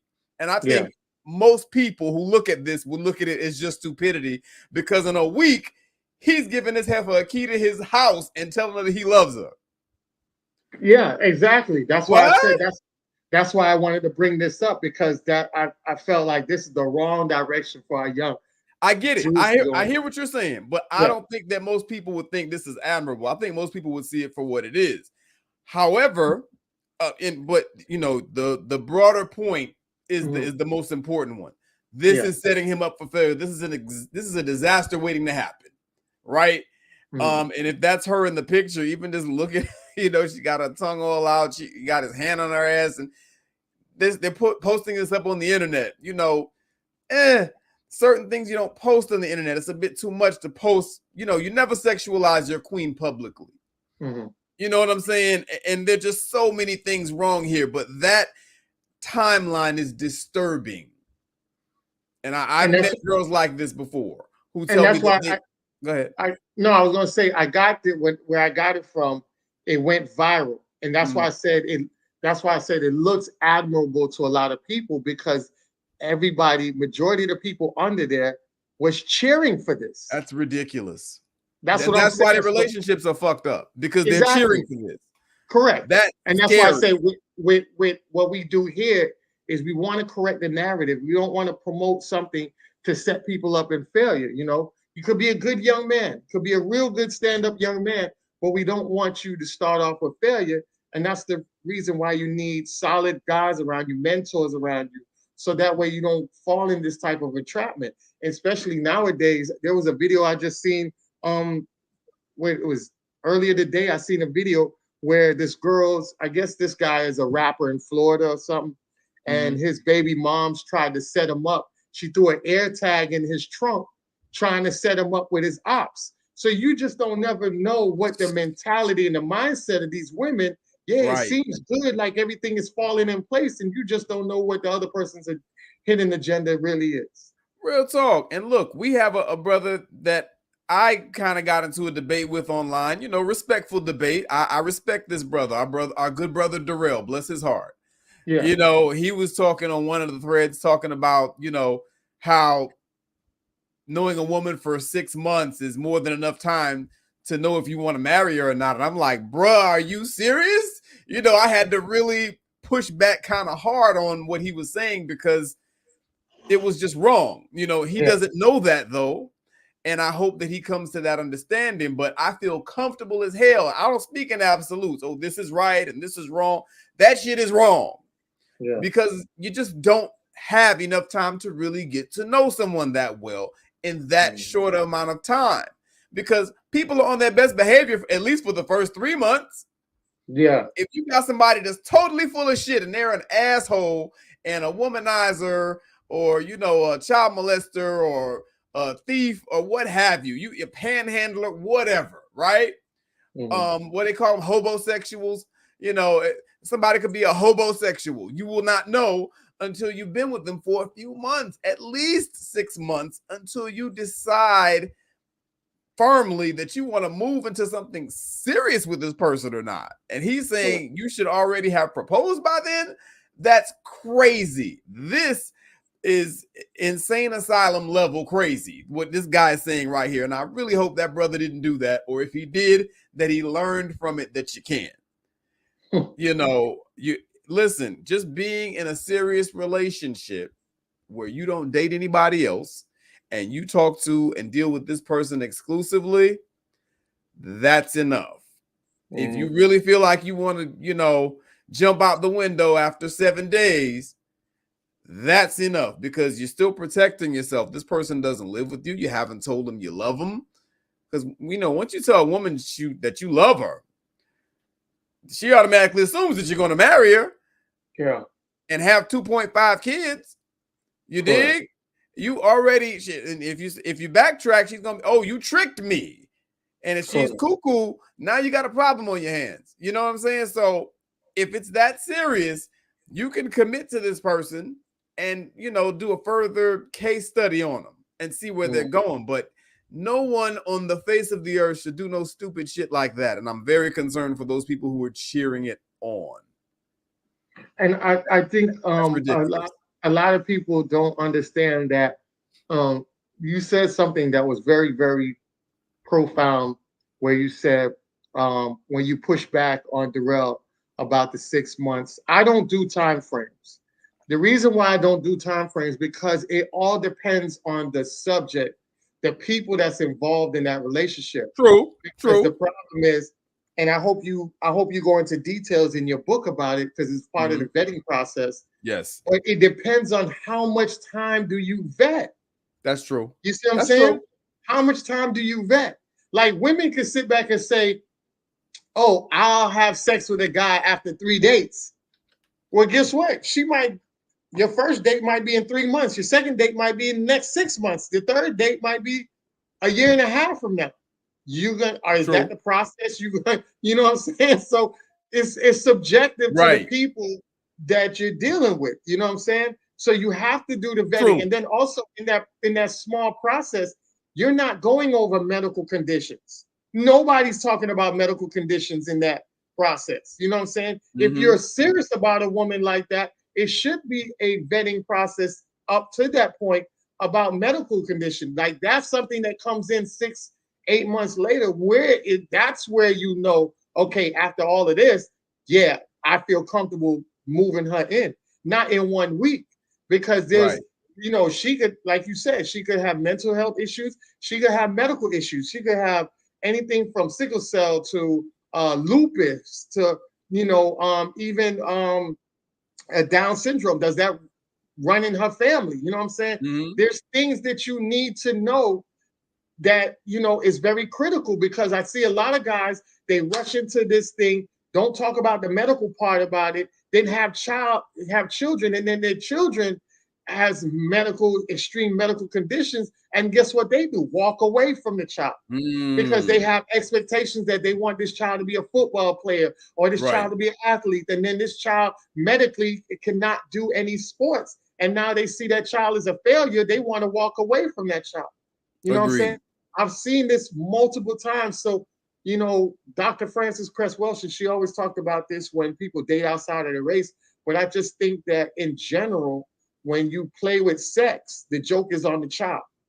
Agreed. You know what I'm saying? Agreed. And I land my plane on that. Go ahead, Drake.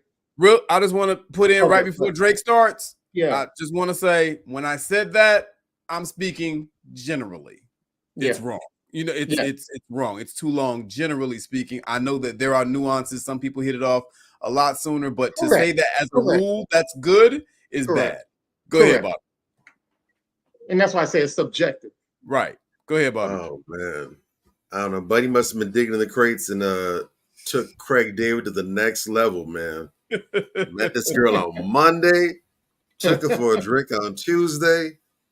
Started clapping them cheeks on Wednesday, and then Thursday and Friday and Saturday, chilled on Sunday. Boy, he took the next level, man. Yeah. I'm definitely on board with you on that, Major. But I also I get where Ant's coming from, and I can see where this can be considered honorable. You know, he's being intentional. You know, he's not looking to waste time. He's seeing something. He's trying to go ahead and commit. He sees what he believes he likes, he wants. And he's serious about, you know, not wasting any time and, you know, getting the business. And I can respect that. From the sound of it, he's not a dude that's out here trying to, you know, play games and give the runaround. He's intentional, trying to go about it. I can tip my hat to that, and I respect that. But like you said, Major, this is definitely where the OGs, where the old heads are supposed to come in and game Buddy up so they can get his head out his ass and let him see straight. He saw what he wants. He's not playing around. You know, the British playwright George Bernard Shaw said something that's been very profound. I've had this. I keep this quote in my left breast pocket. I've had it there for decades now. I found it very, very early in life, and I've never forgotten it because it's just so profound, so timeless. And he said, there are two tragedies in life. One is to lose your heart's desire, and the other is to gain it. You got to be careful about the things that you want so much at all costs, where you're willing to suspend sense, logic, and reason and whatever else just to go ahead and get it. Now, it's good to have a goal. It's good to have a focus. I'm not saying that you shouldn't want anything. That's crazy. That's asinine. But you need to be intelligent and mindful about the things you want, your motives for wanting them, and how you go about pursuing them.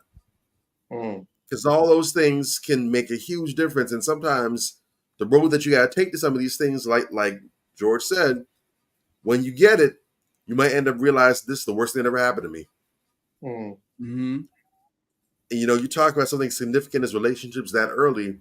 My biggest fear for the young brother would be that he goes down this path with this person, and maybe he has the right mindset. Maybe he is locked in. Maybe he's ahead of his time like that. But then the X factor is the other person. Is she cut from the same exact cloth as him? Because, again, he could be the dude. This could be horrible advice for 999 other people, but he's the 1 in 1,000 where for him, he can move this way. True. But do you have a 1 in 1,000 woman? Because a relationship calls for two people. It's not just one. You can't go doing all the heavy lifting, all the emotional leg work, and the other person just sitting back on their laurels on the ass while you working. They got to get out the mud too. So no matter how good you might be, how focused you are, how purpose driven you are, how dedicated and committed you are to the other person, to the relationship, to doing all the necessary things that will make this relationship successful, you cannot. It is impossible for you to do the other person's share too. You can only do your share. You can only do your legwork. The Bible says, the word says, can two walk except they agree? A relationship is a two-person job. Real talk. You can only do your job. If you do your job to perfection and they do their jobs less than, the output can only be what the other person brings in. You are the weakest link, right? Mm-hmm. Right. But on the other side of that equation is, this is also something that women should be cautious of as well too. This is referred to, and I'm not sure if I have the perfect textbook definition of this, so if it's slightly off or skewed, please don't hold the chopper to my head, my bad. But this can also potentially come off a lot as love bombing as well too. Where dude just comes in and he's Mr. Too Good to Be True, and all of a sudden he's just all into her, taking out on multiple dates, spending time, spending money. I love you. Here's the key to my life. Whoa. Calm down there, sailor. Where's the fire, Sparky? Slow it down. If you are serious and you are intentional about this person is serious and intentional about you, and they're really serious about this is the one, I found the person I want to spend the rest of my life with, then you've got the rest of your life. There's no need to rush and break your neck getting into this. We have to find a healthy balance. I'm 100% not in favor of spending indefinite time wasting years and years of a person's life for some nonsense when you can just go ahead and set them free. Hey, this ain't going to work. There's no point in beating a dead horse. I'm not trying to waste any more of your time. Your time is precious. My time is precious. You go find someone that's going to work with. I'm going to find someone that's going to work with. I'm one of the biggest advocates of that. And I get flack all the time when I say that, when people talk about, you need 10 years, 11 years, 12 years to find. You need 5 years. I bang on that all day, and I catch flack for that. But I'm also not on the opposite end of the spectrum where I'm saying, you meet a person in 30 days and, it's married at first sight. No. There's plenty of healthy middle ground here. I don't know why people don't want to be in the middle. It's not a black. There's a black and a white, but there's a huge healthy chunk of gray. I don't know what people have against the gray area. I don't know. It's so much space. It's roomy. It's foot room. Y'all like Spirit Airlines seating? You like that? Word. You like being Shaquille ONeal size trying to fit into a Mini Cooper that works for you? Really? It's crazy. It couldn't be me. And especially as a young man, there's a lot of laws and things that are put in place when things go south. Because like anything else, when things are great, the honeymoon period is wonderful. The birds are singing, the butterflies are playing David Banner. The grass is green, and all the lights stay on green every time you're driving. It's wonderful. But if anyone who's lived life for 3 or more days know that when shit goes south, oh my God. You don't know if you're gonna see the end of the tunnel, man. Yeah. Real talk. So when you're talking about doing permanent things or things that have potential for lingering side effects, you're talking about, you want to say, love this person? Okay, cool. It's nice. Now you're passing keys, you're moving in. There's laws regarding, certain situations. You can't, once a person lives there, they get mail and stuff. You can't just kick them out now. It's not that easy to just remove people. You can't just evict whose name is on the lease, who's not on the lease, all kind of crazy things. You buy cars, you buy property and real estate. You're making significant actions with each other. It gets hairy. Yeah. Relax. Slow down. It ain't going nowhere. Because I don't care how good you are. There's no way that you have seen enough and done enough with this person over the course of 3 dates and barely a week to know that you love this person and that you want this person to move in with you. That is insane. That is nuts. You're Real setting talk. yourself up for failure. And what concerns me the most for both parties involved in the situation is if this goes south, and the odds are highly against them, that the experience is so horrible that it breaks you. It's going to take you years to recover, if you recover at all. And ultimately, you become turned off altogether at the idea of doing this with someone the right way later on. Right. That's real. That burnout is real.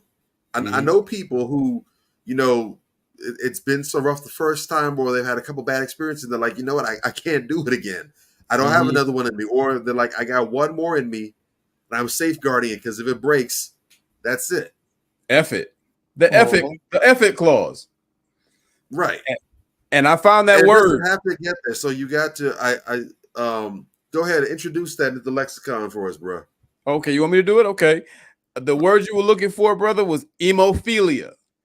Emophilia is defined by a tendency to fall in love quickly and often, which is associated with rapid romantic involvement. However, questions linger as to how it is different from anxious attachment, which also predicts rapid romantic involvement. So you have anxious attachment and emophilia are the two types of things that you're talking about. And just to, put it out there, how messed up it is, in terms of how your mind is working, there are clinical terms to describe these as disorders. I'm just saying. Absolutely. And I think love bombing basically is the child of that. Love bombing really is hemophilia. However, if I'm not mistaken, love bombing is done somewhat in a nefarious sense to kind of get the person off guard. So you're doing these things, but you're doing it to get the person off guard, to get them to lower their guard and even to go along with you because they feel a sense of I don't want to say gratitude, but they feel almost like, well, they owe it to you now. Well, this person, they love me. They're so delicate. They're so fragile right now. I have to go along with them because I don't want to hurt them. So it's almost like you're trying to force them or bend their knee to go ahead along with what you're doing. That's where it gets nefarious. But hemophilia, for sure, the term is new to me. As far as anxious attachment, we're gonna have to. This show is cooking up some good stuff for the future. We're going to have to, and I like it if we can get an expert as well in the field. Maybe we can reach out to our brother again, see if he wants to hop down the rabbit hole with us.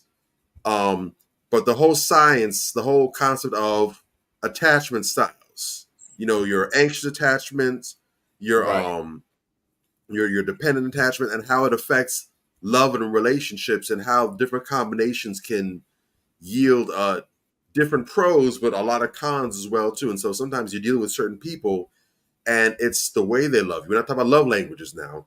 We're talking about how you operate in relationships. And it's not just limited to romantic relationships. When I see this talked about, a lot of it is kept to romantic relationships.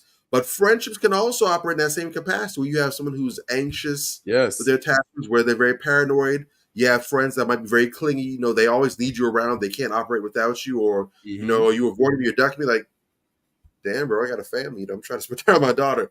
Yeah, you were with your daughter yesterday. Well, shit, nigga. I liked it so much yesterday. I thought I'd spend time with her again today. Right. But, and also the avoidance where they're very fleeting, where they don't spend time. They're very neglectful or what have you, or they're just very fleeting. They're very aloof. You can't seem to properly connect with them. But it's very deep. A lot of good juice that's in that fruit.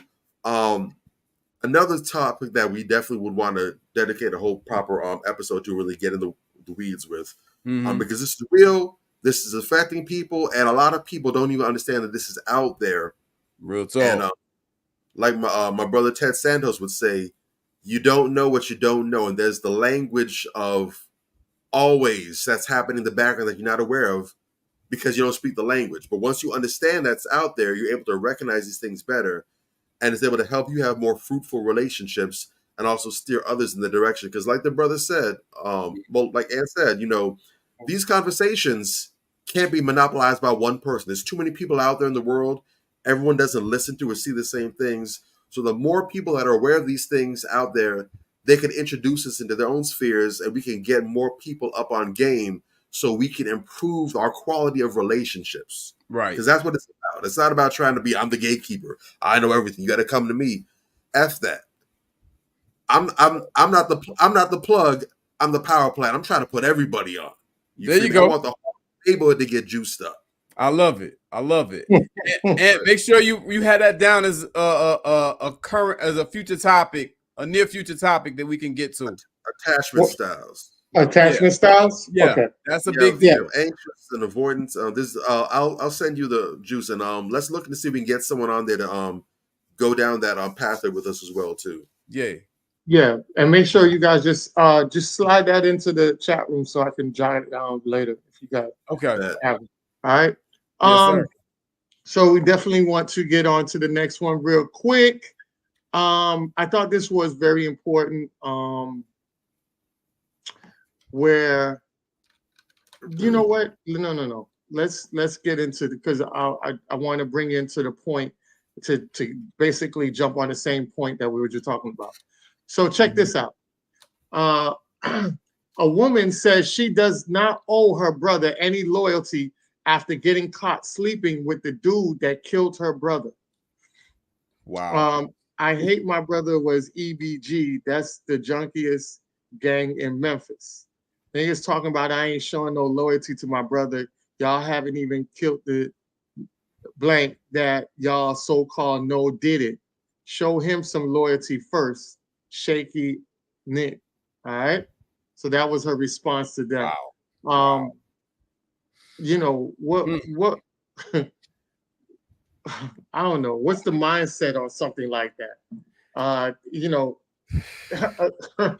is that like siblings really don't care about each other? Like, for you to get to that level? Definitely that, but I mean, it also goes back to what we were just talking about with, you know, taking time to properly vet people before, you know, you so-call yourself falling in love with them and saying you're going to move in with them. I mean, the guy that is talking about the girl he did that with, imagine if it would have been this girl. Look at where her morals are. Look at where her values are. Look at where her integrity is. You know, but yeah, that whole thing with people and their family members not really loving them the same no more. That's some real shit. I even see that within my own family and some extended family, you know, where people, you know, they say they love their brothers, they say they love their sisters, but, you know, I see too much evidence that is quite the contrary. You know, my own brother, you know, and I don't talk much about my family, but, you know, my own brother, I found it very peculiar. You know, he lives in the same city with me. Nothing preventing him from coming, but, you know, my college graduation, he just refused to come. Yeah. And when I talk to other people that I know, that's not that uncommon among people who have brothers and sisters, even, you know, aunts, uncles, you know, that are in the millennial age groups. They're saying that the shift kind of took place with them. So yeah, that's a thing now. You know, they are very detached from a lot of their family members. And you know, this is just a person, this is just a low quality person at the end of the day, with no morals, no values, no integrity, no nothing. This is a person without a soul, you know, that would say something like that. This person killed your brother and you hop in bed with him. You know, and that also speaks to the danger that I spoke of earlier of us always promoting prostitution among women like it's some cool shit to do. Yeah. Prostitutes will do anything for a few dollars, you know, and when you are a prostitute or you're moving in the prostitute energy, you're moving in the divine prostitute energy, you'll do some fucked up shit. It just is what it is. It's inevitable. It's going to happen. You understand? And this is why, you know, we got to stop promoting that, particularly among our people, because we need each other at every juncture. You know, we need to be standing up for each other, empowering each other, and looking out for each other. That meme you showed earlier said that we're what? A team, right? Yeah. Not adversaries. All right. You know, so when you can show that you can go and share a bed with somebody, first of all, you shouldn't be sharing and telegraphing who you're sharing a bed with. First of all, if you're a lady, but when you do it with someone who killed your brother or who is suspected of killing your brother or is with the gang that killed your brother, that is particularly egregious. And this is someone that you cannot trust in any capacity. And unfortunately, we have people like that roaming among us all over the place. They're like roaches. Real talk. So that's all I had to say on that one. That was an easy one. Yeah. Drake, you want to tackle it or you want to move on? Bobby looks so disgusted. He can barely speak. I don't know what the hell to say. That's one of those moments where you just have a moment of silence because, like, how do you even begin to properly address that?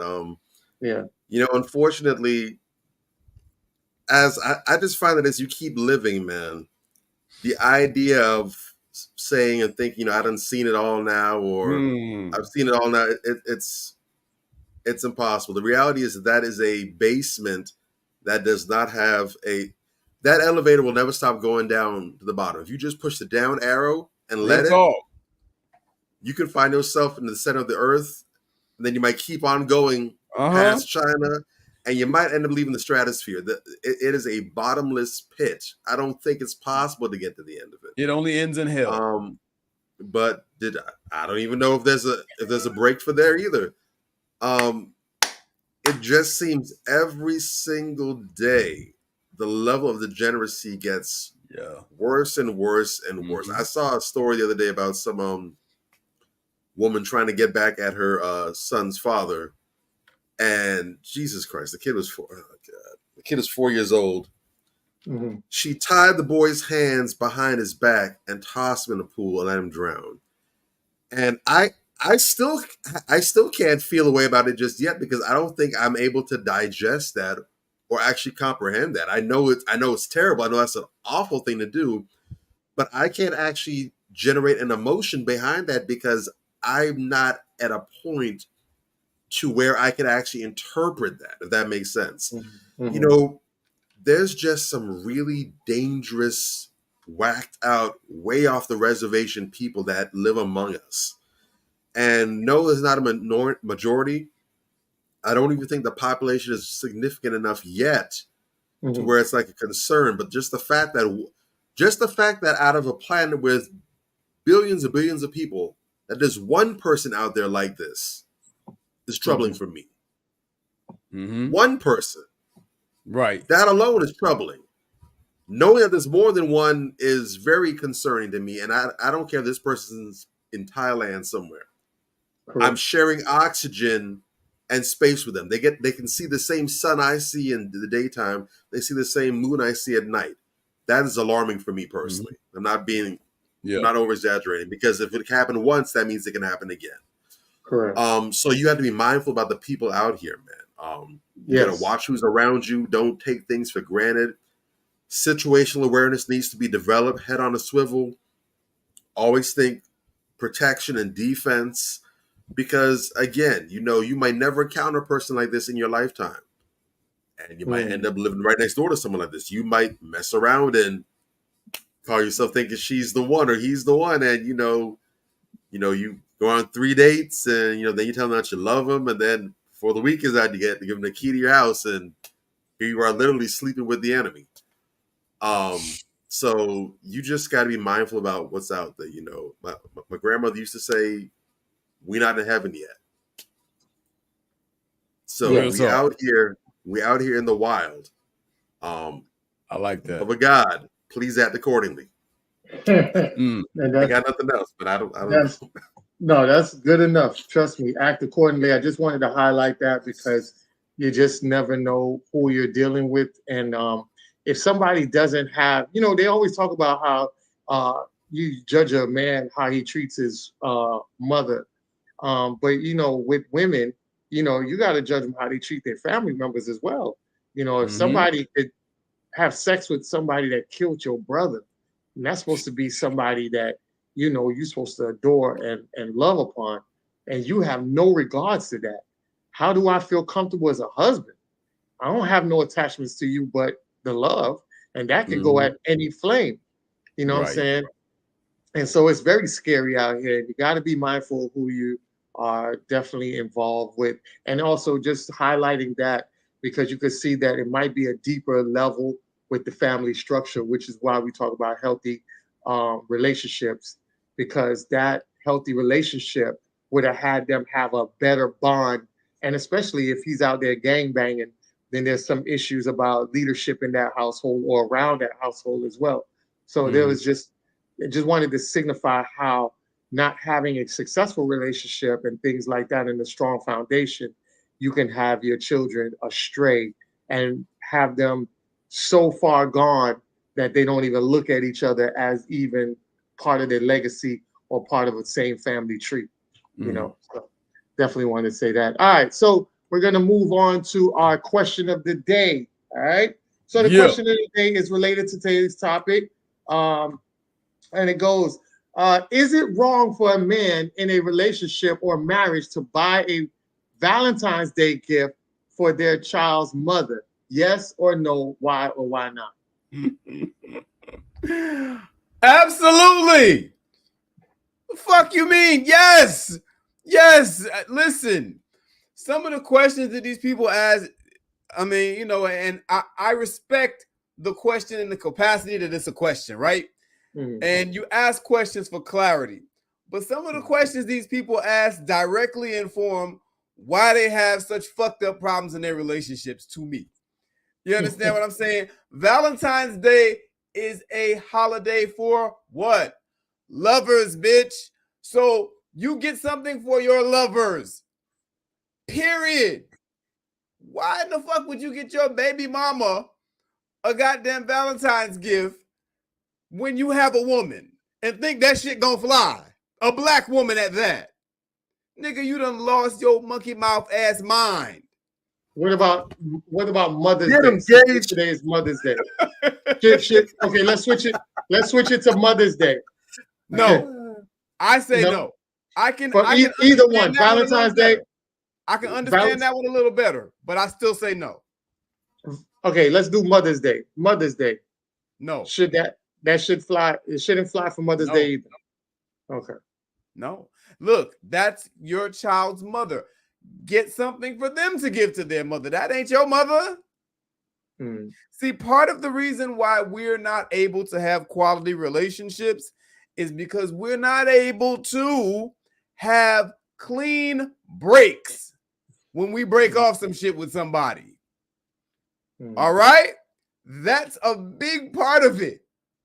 You broke off the relationship with this person. Anything beyond pleasantries, hey, how you doing? Everything cool with the kid, blah, blah, blah. Maybe you have a little small talk here and there. Beyond that, you don't give her nothing. You don't. I was dating this girl some time ago. Quick story. And she went on a trip to Orlando with her and her kid, right? Her baby daddy staying in the same hotel room, plaza. He had a separate room, but he was paying for the trip.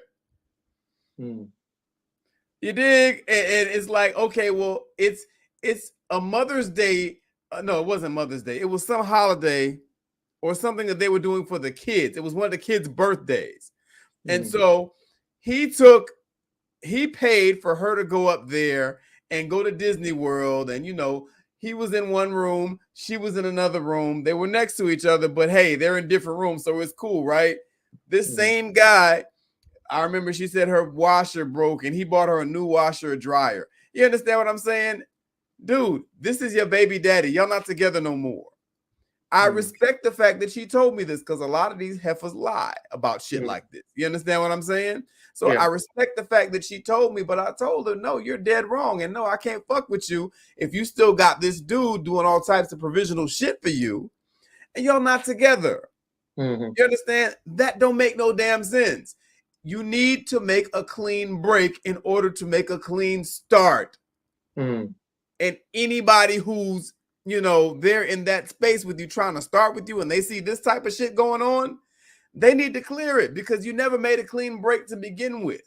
That very question, and the fact that you're even questioning that is the reason why a lot of people have very unsuccessful relationships. I've seen it myself, and just from the way that it sounds, no, you don't do that. Gotcha. My 2 cents. Yeah, for sure. Drake, what you got? Get him, Gage. Yeah. Valentine's Day or Mother's Day, either or. Should a gift be given? I would say in both cases, ultimately, for the most part, I stand with Major. However, as far as the actual implications, I say if you're handling things above board, all parties or whatever's going on, then that's up to y'all. Personally, I wouldn't do it. I'm in line with the idea of, give the children the gifts, then have them give that to their parent. And that's you giving that to them, whatever. There you go. Valentine's Day, like you said, Valentine's Day is for lovers. The idea of sharing love like that or whatever, that's silly. Mother's Day, Father's Day, those holidays make sense. And I wouldn't have, if I was in that situation for some reason, I wouldn't necessarily take issue with a gift for Father's Day or Mother's Day, if it's depending on the kind of gift and the respect for it. If you want to show appreciation to your child's parent, thank you for giving me the gift of my child, or you've been a good father, been a good mother, what have you. Kudos to that. If it's a respectful gift, don't be giving no damn lingerie or nothing crazy or all that nonsense. I've seen that whatever. Too. That's why you got to put a foot on that kind of nonsense. He couldn't give your girl. He couldn't give your girl a rose. Thank you for the rose.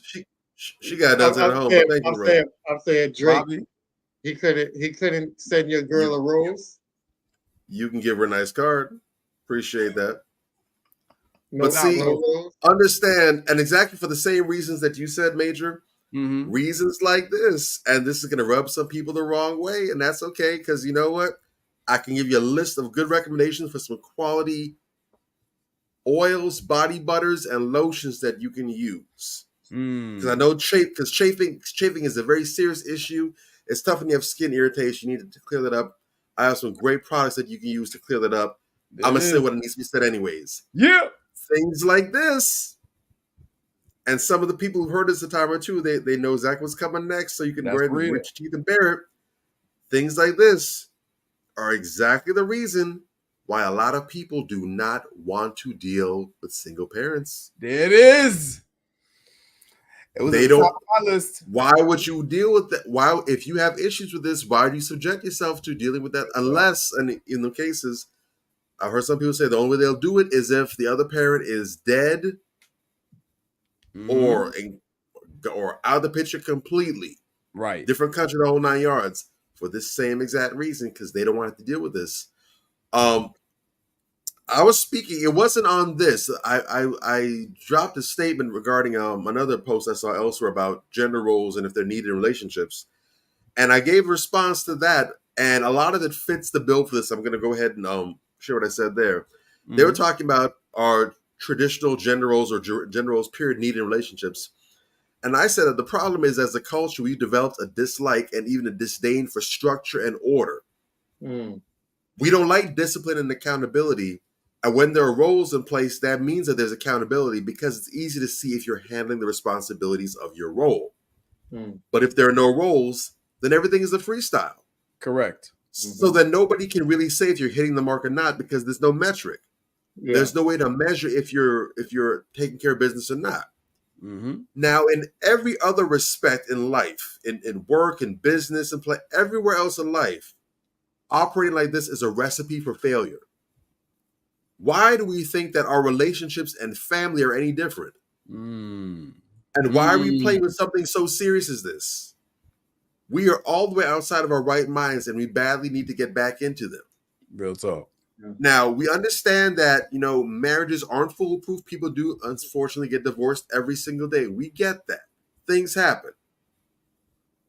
But when you go into situations and you do permanent things with people who you have not made a serious commitment to, you automatically, by default, shoved into that situation. Real talk. Well I don't. said. Some people try to blur the lines. The fact of the matter is, if you're married and then you have children, and things go sideways, you do not become a single mother. You do not become a single father. That's not how it works. You had your children within wedlock. Baby mama status, baby daddy status, single mother, single father status, that is reserved for people who did not get married first. They did not place the family structure in place first. They did not put the flooring before they went ahead and put the walls and the roof up. That's what it is. Yeah. You can become a divorce. You're a divorced dad. Even have terms. You're a divorcee. Yeah. You're a divorced dad. You're a divorced mother. You can be a widower or a widow, a widowed father, a widowed mother. You can be that. There are designations. We have labels and terms in place for these things already. Yeah. Because of your guilt, because of your self-consciousness, we are not going to change and rectify these terms to make you feel better and lump everyone. No, we're not going to do that. And if you feel some type of way, that is a sign that you need to make some changes or acknowledge certain things. Do not run away from the discomfort. Lean into that. There's something there for a reason. When you touch your hand on the stove and you feel pain, how stupid do you say, well, we need to make a fire that doesn't burn so hot. I should be able to touch a hot stove. And there you go. Not look at my hand. That shouldn't happen. No. How about your dumbass learns to read the room? There you go. Yeah. Real talk. If the discomfort is too much for you, understandable. It's discomforting for a lot of people. Do not do what is going to put you in that situation. All right. We're adults now. And the fact that they have this as a question, I say this with most of these questions that are questionable, right? Yeah. The fact that they have that as a question and they ask, is it okay? 9 times out of 10, why you gotta ask? I'm just saying. And you can go ahead and to your point real quick. To your point real quick. Wrap it up real quick. If you are married to I'm not gonna assume who this is from. Let's say it's a man or woman. If you are married to your child's parent, would you be writing anyone anywhere asking, is it okay for me to go ahead and get a Valentine's Day gift for my significant other? Is it okay for me to get a Mother's Day gift or a Father's Day gift for them? You wouldn't be asking that question. Yeah. You're asking it because you're unsure, because in your mind there's a possibility that this might not be on the level. There you go. That all by itself should answer the question for you. All right, there you go. Done. All right. Yes. So we definitely got that out there. Hope you guys take that in consideration. Our next segment, Dear Men, we'll wrap this up real quick, and then we could go into our last segment for the night. Dear Men, all right. My husband is refusing to pay his stepson's college tuition. Instead, he decided to buy an expensive car for his daughter's 16th birthday. I said a car at 16 is unnecessary, but my son's education is crucial. To my horror, he declared, your son's dad is a deadbeat ass. Who is wrong here?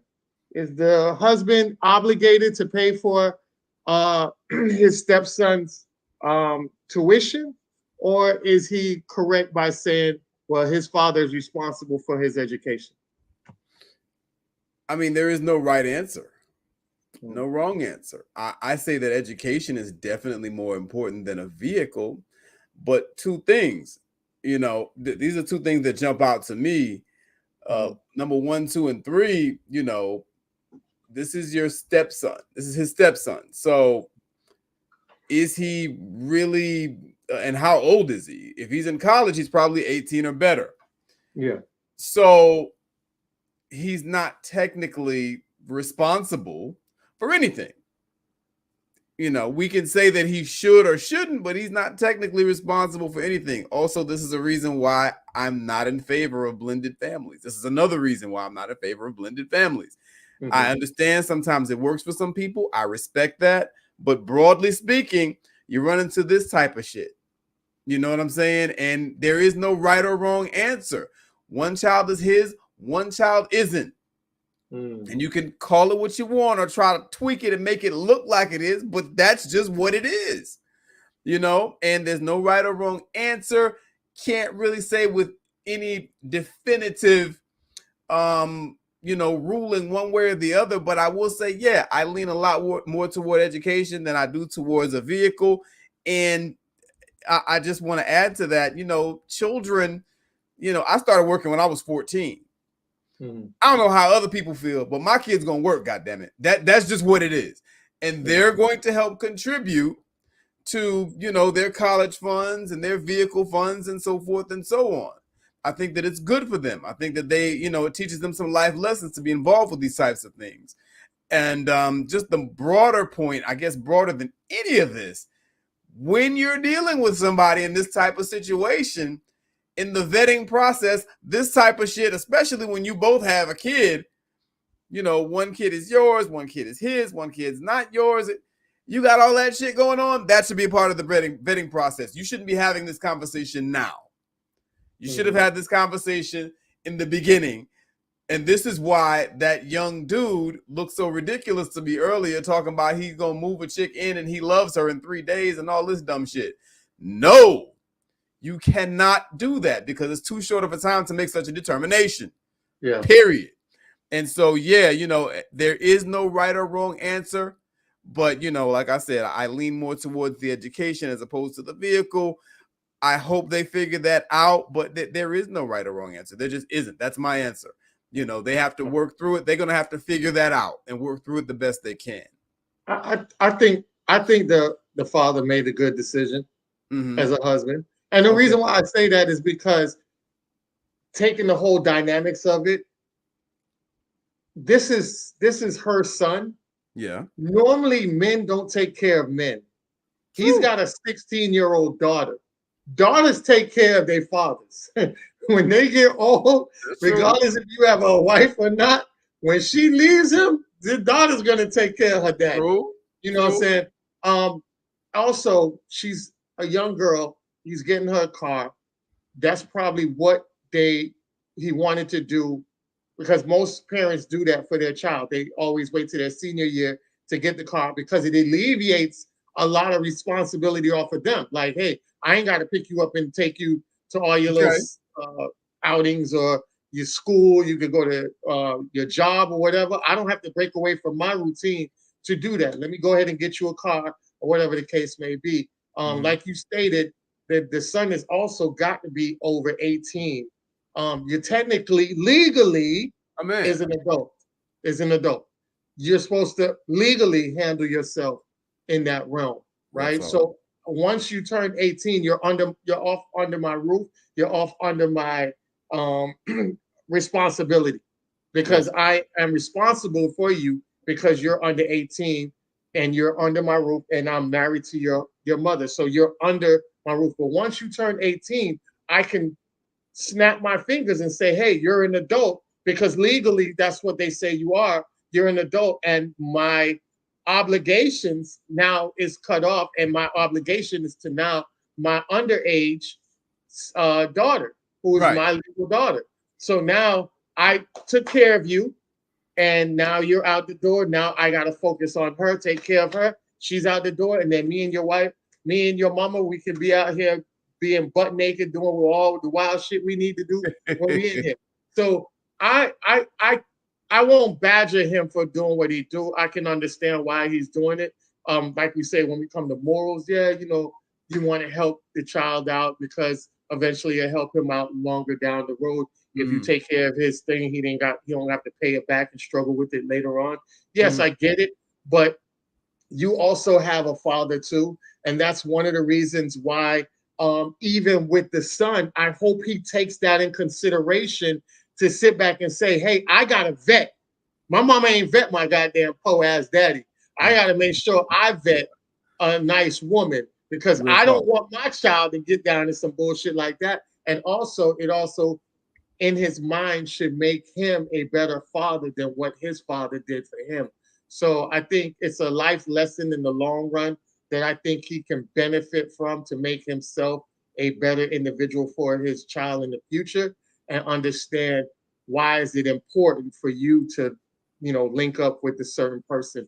And I got a video that is going to blow y'all mind. but I hand it over to Drake because we deal with the videos collectively. That's based on the topic. But go ahead, Drake. Mine is going to be a different opinion. It's going to throw a little monkey wrench in the system. Okay. Because I like doing that. It's fun. Okay. It's entertaining. 3 different aspects. Go ahead. In my estimation, they're both wrong. Yeah. Okay. She's wrong and he's wrong. First and foremost, now just going based off of what we've read, taking it at face value, she sees him going, son's about to go out to college. It sounds as though everything, for the most part, all the ducks are lined up in a row for the daughter. She's getting a car, everything. And he refused to pay for his college. He responds to her, the boy's dad is a deadbeat. That's uncalled for. That's uncalled for, and that's unnecessary, and that's a very, very low blow. Especially considering that this is your wife, this is your significant other. To say that, and especially when she's saying it in what makes sense and reasonable, I mean, you just spend money on a brand new car for your child. Your stepson is also a member of the household. College is coming up, and refusing to pay no contribution whatsoever. And your response when she asks you about that is, well, the boy's father's a deadbeat. That's a very cold and very unnecessary, insensitive thing to say in that regard. Agreed. You can just say no if you have a philosophy about it or whatever it may be. That's something to have a conversation about. That's a very immature and juvenile thing to say to her in that regard, and to say, and it also speaks volumes about how you feel about and view your stepson, this young man who's in your house that's sharing space with you, sharing food with you, and the like. Very distasteful, huge L. He gets no respect from me from that. That's fucked up. Hold on, before you say that, I just want to throw something else in so you can see if it's the same reaction. What if his demeanor and his attitude towards him, because he's not his father, and he took that attitude for a long time and still didn't deny him any resources, but now he's an adult, he's like, fuck it, his father's a deadbeat, let him take that up. Because of the way he probably was dealt with from the attitude of that young boy, knowing that that's not his father. Because some men and some young boys, because I've been in that situation where, I had to straighten that out, and I end up being the one that got more love than the actual biological father. But at first, that attitude towards you is very brutal. I wouldn't recommend it, but go ahead. Oh, if that's the case, different story. Then that, well, I'm an asshole ladies, but in that case, I advocate for if you see Baby Boy taking the Calvin approach, where remember he's on the couch. Exactly. And Joey's So little boy feeling his things like, what you got over there, little man? Yeah. I hate you. You're not my daddy. Your little fort. He could be Jody. He could have the attitude like Jody. You know what I'm saying? And Melvin, that could be their attitude. You know what I'm saying? Ford anyways, though, man. So in that case, absolutely he's on his own. And especially them being at that age. It's one thing if the kid's like, if he's a 8-year-old saying, you're not my daddy. That's a little different. That's a young man. Correct. If that's been his whole attitude the whole way, and now here he is about to enter into manhood, in some cultures he'd have been considered a man already, and this is your response, then that's also teaching. The funny thing is, by denying him that, he's actually doing him a favor, because that is a lesson that he is teaching him for manhood as well too. Agreed. When people are good to you, you show appreciation. You don't go and throw things in their face or whatsoever. Correct. But that's also why I said just take everything at face value. If there's any additional context, whatever, but based off of that, it is what it is.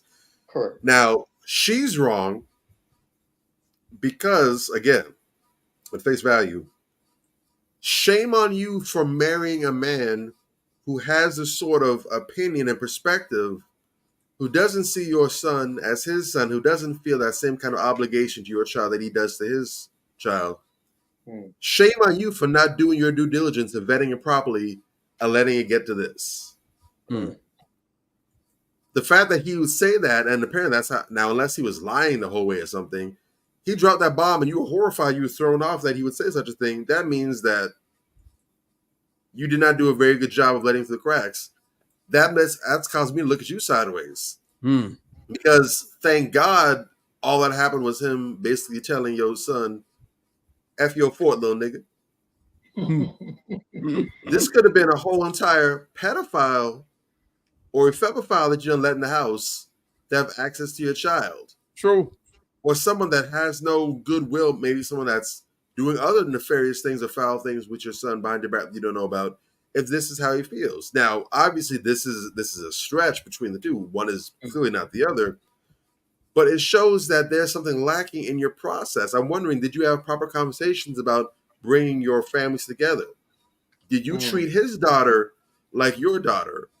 Like you said, maybe it's a case of maybe you didn't accept his daughter like your own, and now here it is that you're looking for him to go ahead and treat your child better than you treat his child. Maybe that could be the case. But something was off. There's a glitch in the matrix, and to be blindsided in this fashion, clearly you dropped the ball and did not do your due diligence.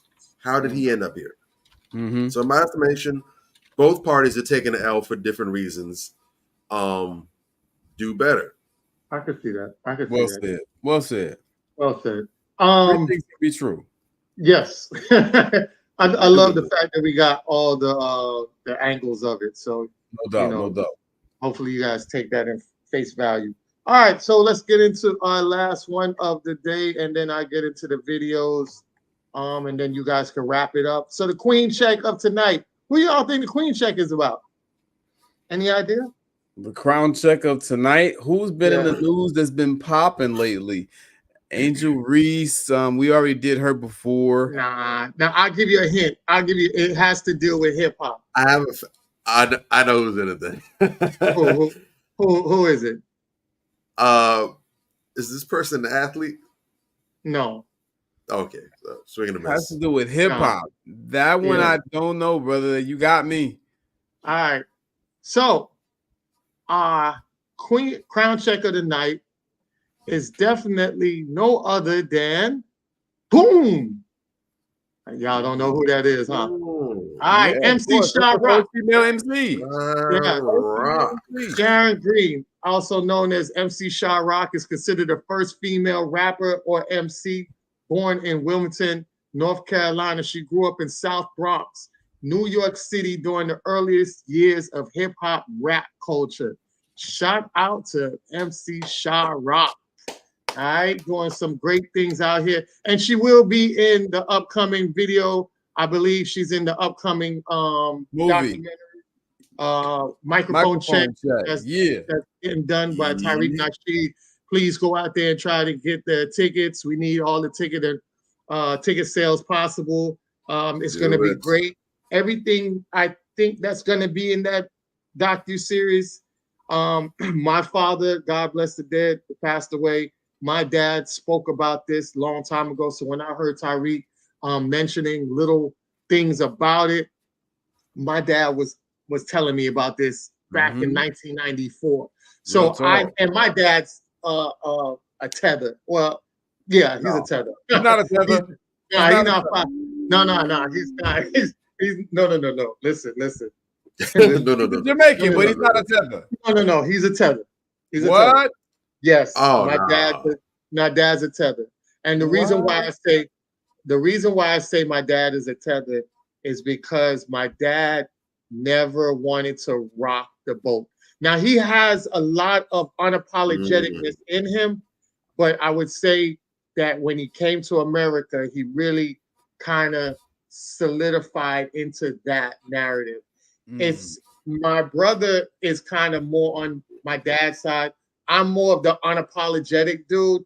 Well, one thing my dad did, whether he's a tether or not, one thing my dad did was he's very fact-based. So he always would tell the truth.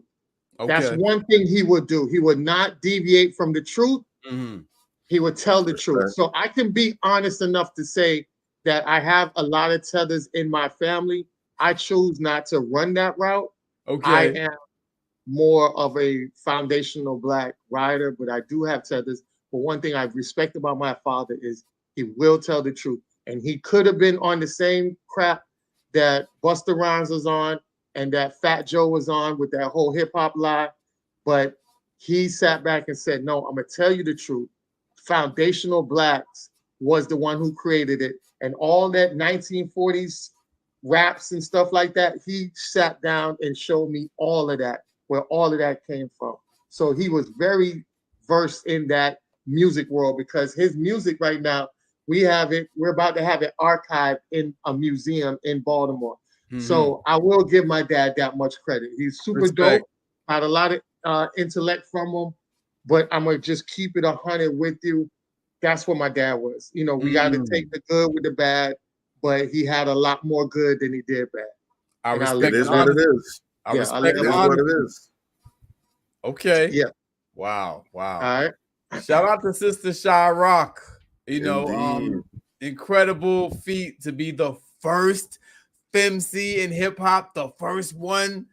That's crazy, man. And I'm so thankful for brother Tariq Nasheed going out and creating this movie, Microphone Check, to tell the true story of the origins of hip hop, because so many people are getting out here telling these lies. And, you know, there are people just spreading misinformation that really don't even know that they're telling lies.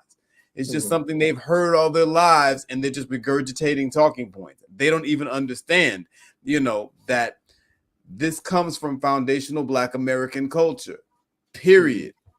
That's just it. You know, anybody else who comes in and try to say that it came from them is lying, you know. And I was having a debate with someone online the other day and they were like, well, you know, why are you so worried about it? You know, blah, blah, blah, you know, dude, why are you so worried about history? They teach history in school, dumbass. Why do you think they teach it in school? Because it's important.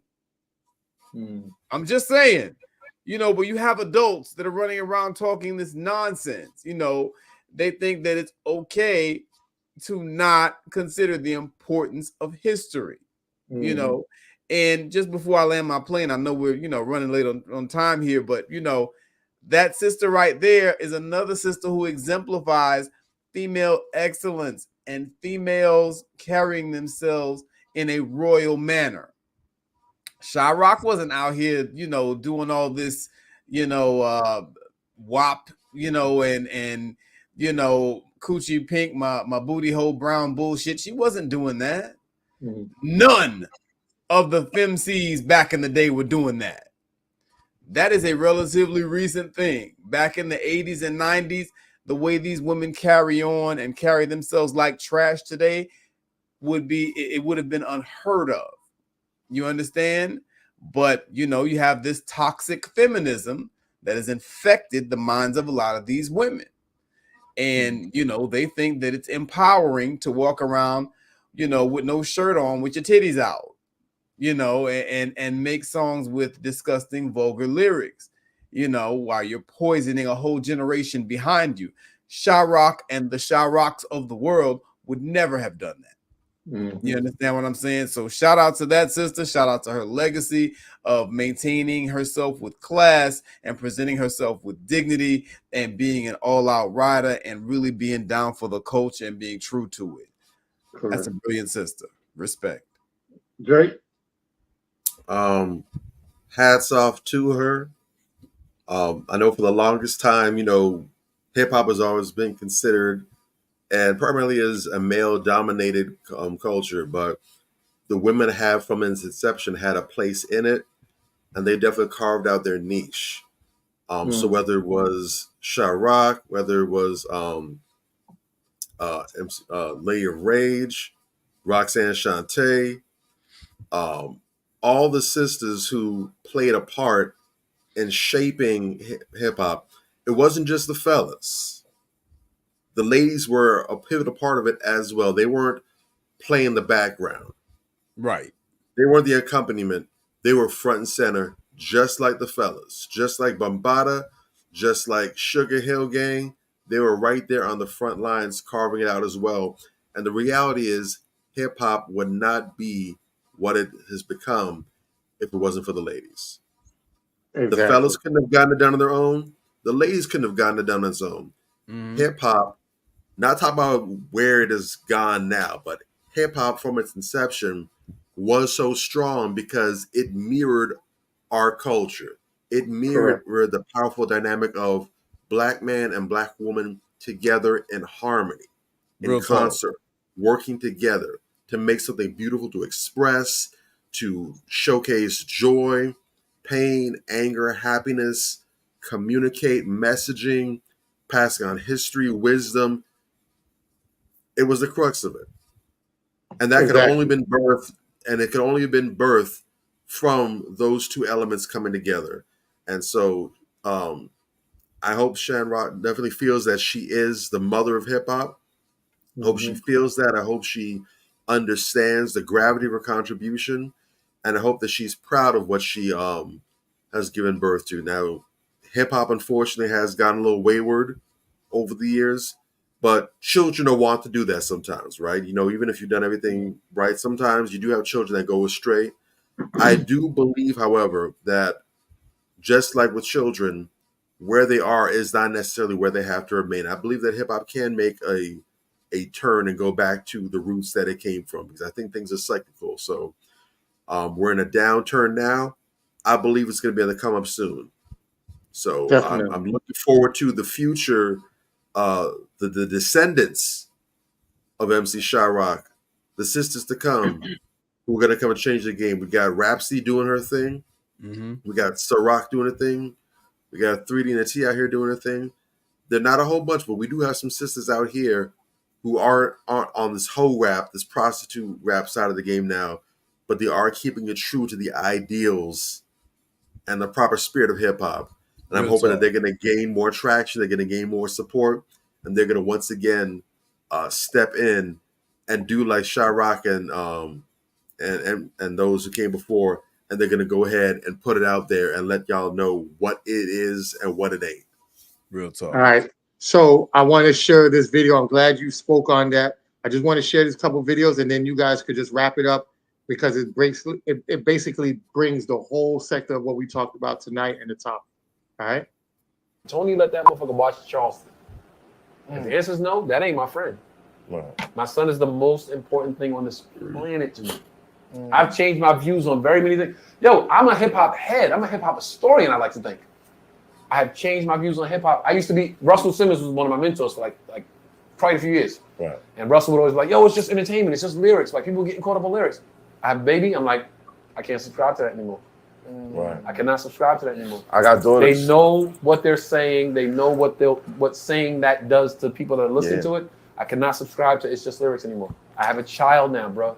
I changed my stance. I got daughters. Sexy Red is like Satan to me now. I can't. I can't just be like, yo, they just entertainment. It's just fun. Nah, I got a kid now. For me, I can listen to it, and I have the wherewithal to know right from wrong still as I'm listening to it. Right. Beat is crazy. Dance goes with it. I'm with it. But these young kids. All right. Love the part of myself that allowed me to tell my story, one where I didn't have to erase and redact information because of embarrassment, fear of judgment.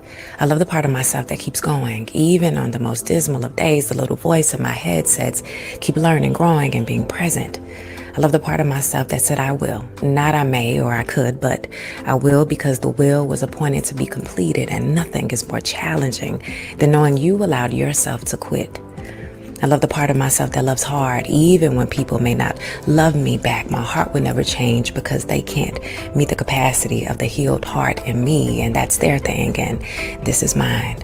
I love the part of me that ain't asking for permission. I proceed as usual. You fall in or you fall out. It's not nice, but it's how I'm living now, so there it is. I love the part of me that recognized that sometimes I was the problem. The part of correcting and aligning myself with good techniques to learn and evolve, to show up better for myself and for those around me. I love the part of myself that won't expire, the deepest dwelling of me, the permission I gave and the real life I have seeked. I love the part of myself that allowed me to tell my story, one where I didn't have to erase and redact information because of embarrassment, fear. All right. The next one. Who you choose as your life partner will affect your faith, will affect your family, will affect your finances, will affect your fitness, will affect your joy, will affect your outlook, will affect your spirituality, will affect your path. I didn't realize that when I was younger, but someone said the most important decision you make in life is your life partner. Whoa. And after being with Ken for 30 years, I know what it's like to pick a bad life partner. And I know what it's like to pick a good life partner. So in this moment, I would say your life partner. The person you choose as your life.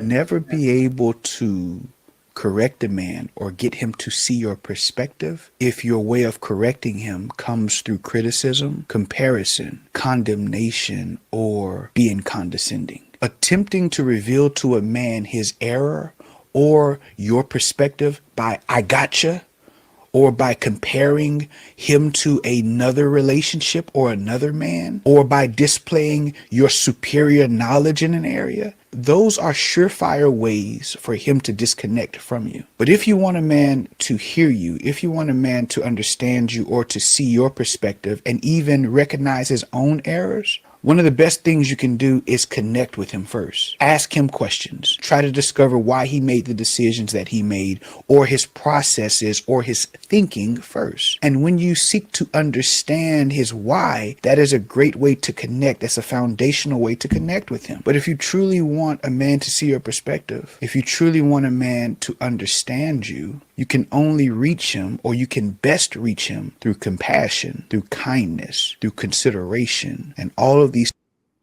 All right. And that's it. So you guys can wrap it up real quick and get us up out of here. All right.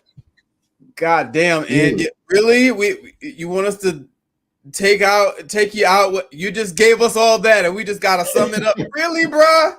God damn, that's a lot, dude, man. Okay. You are not a good person. You are not a good man. The hell? I'm going on the record and saying you are not a good man. I don't care what nobody says. I'm gonna do my best, being that this guy just set me up like that, but that's okay. Shit. Okay. I think all of those videos, what was so powerful about them is that they very directly speak to the theme of this broadcast, which is how to create healthy and successful relationships. Yeah. We talk all the time about what's wrong. And, we have gotten to the point where a lot of us are demonizing the other side because of what is wrong. And that's getting us nowhere.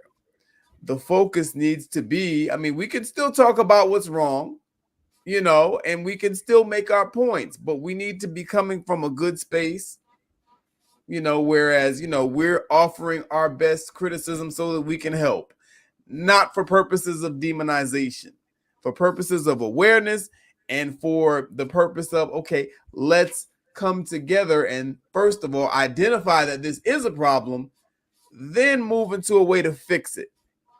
I think that what all of those videos have in common is they're kind of moving us away from the space where we're just running in place, we got the knives out and we just coming for somebody.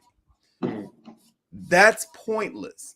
And people who are not developed enough or who aren't mature enough, when they hear criticism, that's what they take all criticism to be.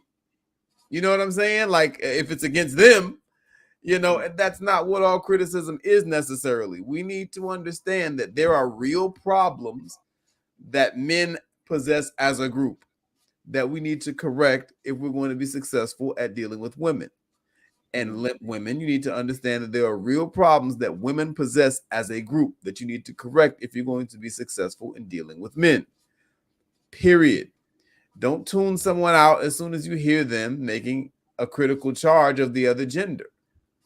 Listen to what it is that they have to say. Try to understand if they're making a good faith argument. And if you know it to be true, if you know it to be a flaw that you have, God damn it, start working on it. so that we can get some consensus and we can start seeing more successful and healthy relationships, because that's what it's about. That is how you build strong Black families, which is how you build a strong Black nation. This bullshit that we're on is not working.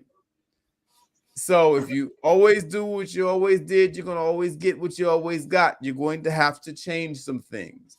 You're going to have to put your big boy and big girl drawers on. Grow your ass up and get out here and make some shit happen. You know, come to the table in good faith, put your differences aside, focus. Let's stop painting with broad brush. Let's, cease with the individualism and start thinking of ourselves in a more communal sense. None of us exist in a vacuum. So things that we do affect other people. You understand? If your brat kid lives next door to my brat kid and they play together, if your brat kid lives next door to my well-mannered kid and they play together, my well-mannered kid is going to end up coming home acting like your brat kid now. Now I got a problem. You understand what I'm saying? We need to tighten up, folks, and it's getting serious because we need each other out here. Inflation is creating a very serious financial dilemma for a lot of people. Now, that shouldn't be the reason that you involve yourself with somebody, but you need to consider, that life is much easier, not only from a financial perspective, but from every other perspective of human activity. Life is easier to get through with the counterpart. Let's start working towards making that happen and stop shooting ourselves in the foot. And I'll land my plane. Well said. Drake, take us out. Amen. It's a lot to delve through, a lot of different things I saw that I liked, that I heard. It's important to properly scrutinize your information, the way you get your feedback, your information from. Because ultimately what you feed on is going to be what you be on. There's a story of a hunchback. I think it's from France. The story of a hunchback. Nasty hunch. The guy's bent over, cowed all the way over, can barely look off the floor. He hears about this statue that's being built outside in the town square, and everyone's talking about it. They're raving about it. It's amazing. It looks incredible. And, he hears the news and he wants to see it badly. But, he's got this infirmity. He can't look up. He can't see it. But he's so hell-bent on seeing it. He's so determined that he decides every day I'm going to try to see if I can work to look towards. So every day around the same time, he'd go out to the statue. He'd walk around and he'd try his best to look up. He'd try to bend his back, try to bend his neck and look up. He could never do it, but he's always trying every single day. He was insistent on it. And this became his routine every single day. Same routine, same time, go out to the square and do his best to look up at it, walk around it a few times, try to see if he could crane his neck, if he can get a view of the statue. And he did this without fail every single day. And a funny thing started happening. As he did this more and more, slowly but surely, his back started to get a little straighter. He was able to move and adjust his neck a little bit more. And so suddenly that hump in his back started straightening it out. And before long, he started getting taller and taller and taller, started to get a bit more normal in his stature, until one day he'd been doing this for so long, so consistently, the humpback situation was gone. He had normal posture, he could move his neck normally, and finally the day came where he was able to go ahead and continue his ritual, and this time he tried to look at the statue, he could actually see it. The crazy part is the statue looked exactly like him. It was as someone went ahead and chiseled and carved out a statue of him in his position. Obviously, it's a fable. This didn't really happen.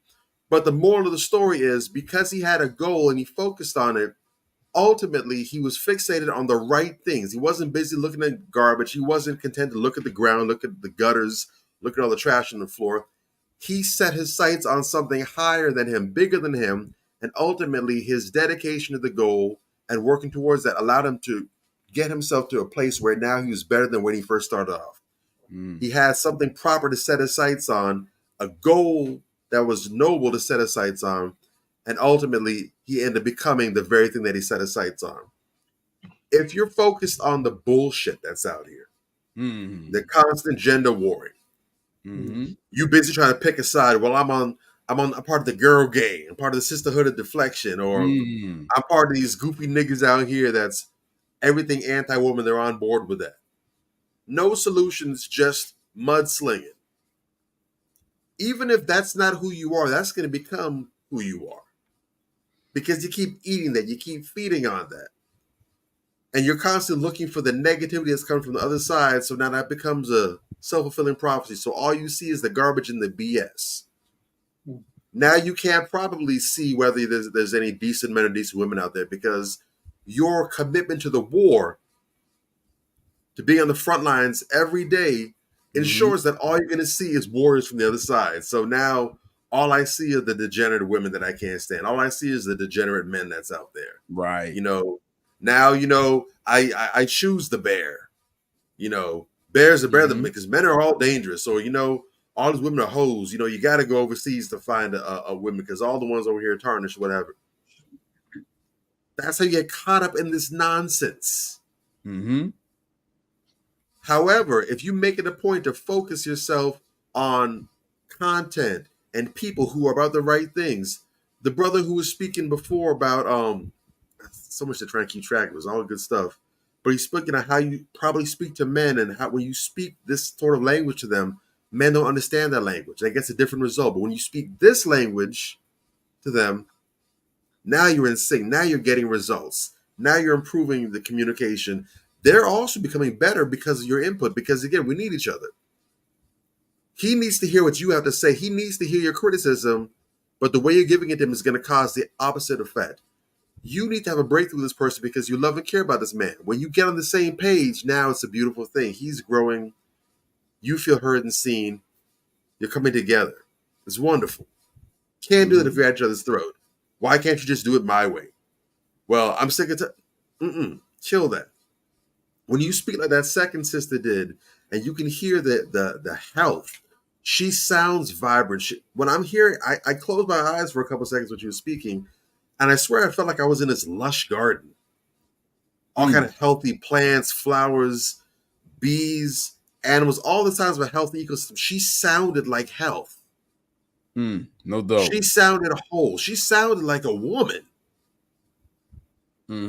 That's the most feminine talk I ever. Even the way she speaks, her voice, everything about her conveyed health, holistic well-being. I can tell. I don't care how much you rehearse or you try to recite or practice in the mirror. You can't sound like that. You can't give off that kind of vibe through rehearsal. True. That's from in here. So when you find people like this out there, and they're out there, they might not have the biggest following. They should. They might not be well known. They should. But when you find these people, glom onto them and feed off of that. Right. That's how you become a better person. That's how you have better outcomes. That's how you become like the hunchback. You get that big ass not about your shoulders, and you can stand up straight. You can walk tall. You can see. You got range of motion. You got range of vision. That's how you become like that. Well said. Chilling with these busters, may as well swan dive in a porta potty. Probably going to get better results. might find a wallet or a watch down there or something. It's a lot better than the bullshit you're going to get kicking it with these clowns. That's all I got to say. But you know what it is. Yay. Click like, subscribe. Make sure the notifications are on. We're not going to bomb your lines unless we're coming with that proper heat for you. Tell somebody about these somebodies. Yeah. Much love.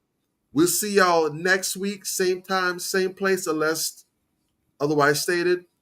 Link up with us. Major Gage, Anthony Malcolm, Bobby Drake. We are Manversations 2020, baby. Yeah. All right. We want you guys to have a happy Mother's Day. And don't forget the Father's Day coming up. We tired of the belts. We tired of the socks. Ties. Come on. Ties. The ties. We gave you the underwear. guys, we good. Yeah, we gave you Sip and Scent Bar, man. Hey, It go on is. that site. It's coming up. We're going to promote it again. Come on now. All right. So we appreciate y'all. See y'all next time, next week. All right. We up out of here. Peace. Manversations. Man up. Manifestations. Man up. Manifestations. Man up. Manifestations. A place where we inform, build, and inspire. Manifestations. Man up.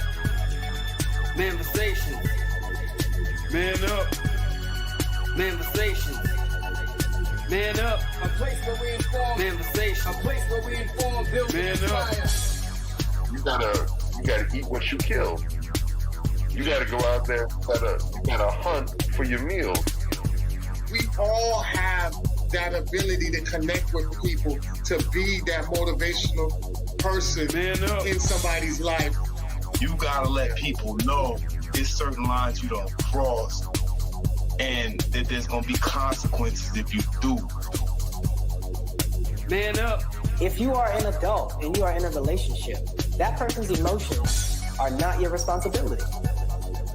Man up. Manifestations. Man up.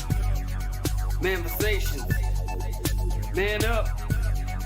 Manifestations. A place where we inform, build, and inspire. The devil, during slavery, destroyed the masculinity or manhood of the so-called Negro. No man. No man. Right now you got to be trained all over again to be a man. When someone is obligated to do something, it is binding upon them to do it. And failure to do it causes reaction. Man up. Position make you rich. I don't have that type of richness. My richness is life forever. If that people knew their glorious past, if that people knew their glorious past, if that people knew their glorious past, then they would be more inclined to respect themselves. I'm not saying I'm going to rule the world or I'm going to change the world, but I guarantee that I will spark the brain that will change the world. And that's our job, is to spark somebody else watching us. A place where we inform, build, and inspire. Manifestations. Man up. Manifestations. Man up. Manifestations. Man up. A place where we inform. Manifestations. A place where we inform, build, and inspire. You want to tell me about yourself? Go get your friends. I'll tell you who you are based on who your friends are. Don't just live and die. That's an ugly existence. Make your life matter. Make your life count. Live a life where people can actually mourn you for the things you left behind, not just because you were around and existed. We need strong black nuclear family. Yes. Yes. That's what it is. Mother, father, son, daughter, all in the same house with a focus on the family unit as a whole. We had Tulsa, Atlanta, New Jersey, Detroit. We had Rosewood. We had Black Wall Streets all over. The Republicans aren't for us, but the Democrats aren't for us either. And we should have no alliance to any political party. We only have alliance to what is in our own best interest. A place where we inform, build, and inspire. Manifestations. Man up. Manifestations. Man up. Manifestations. Man up. A place where we inform. Manifestations. A place where we inform, build, and inspire. At the end of the day, as men in the community, we must stand together and be counted, because people look to us for guidance, leadership, and protection. And if we are not about that business, we are not on our job. Here we have grown-ass man conversations in the spirit of that purpose. Anthony Malcolm, Bobby Drake, Major Gage. We are. This is Manifestations 2020. Manifestations. Man up. Manifestations. A place where we inform, build, and inspire.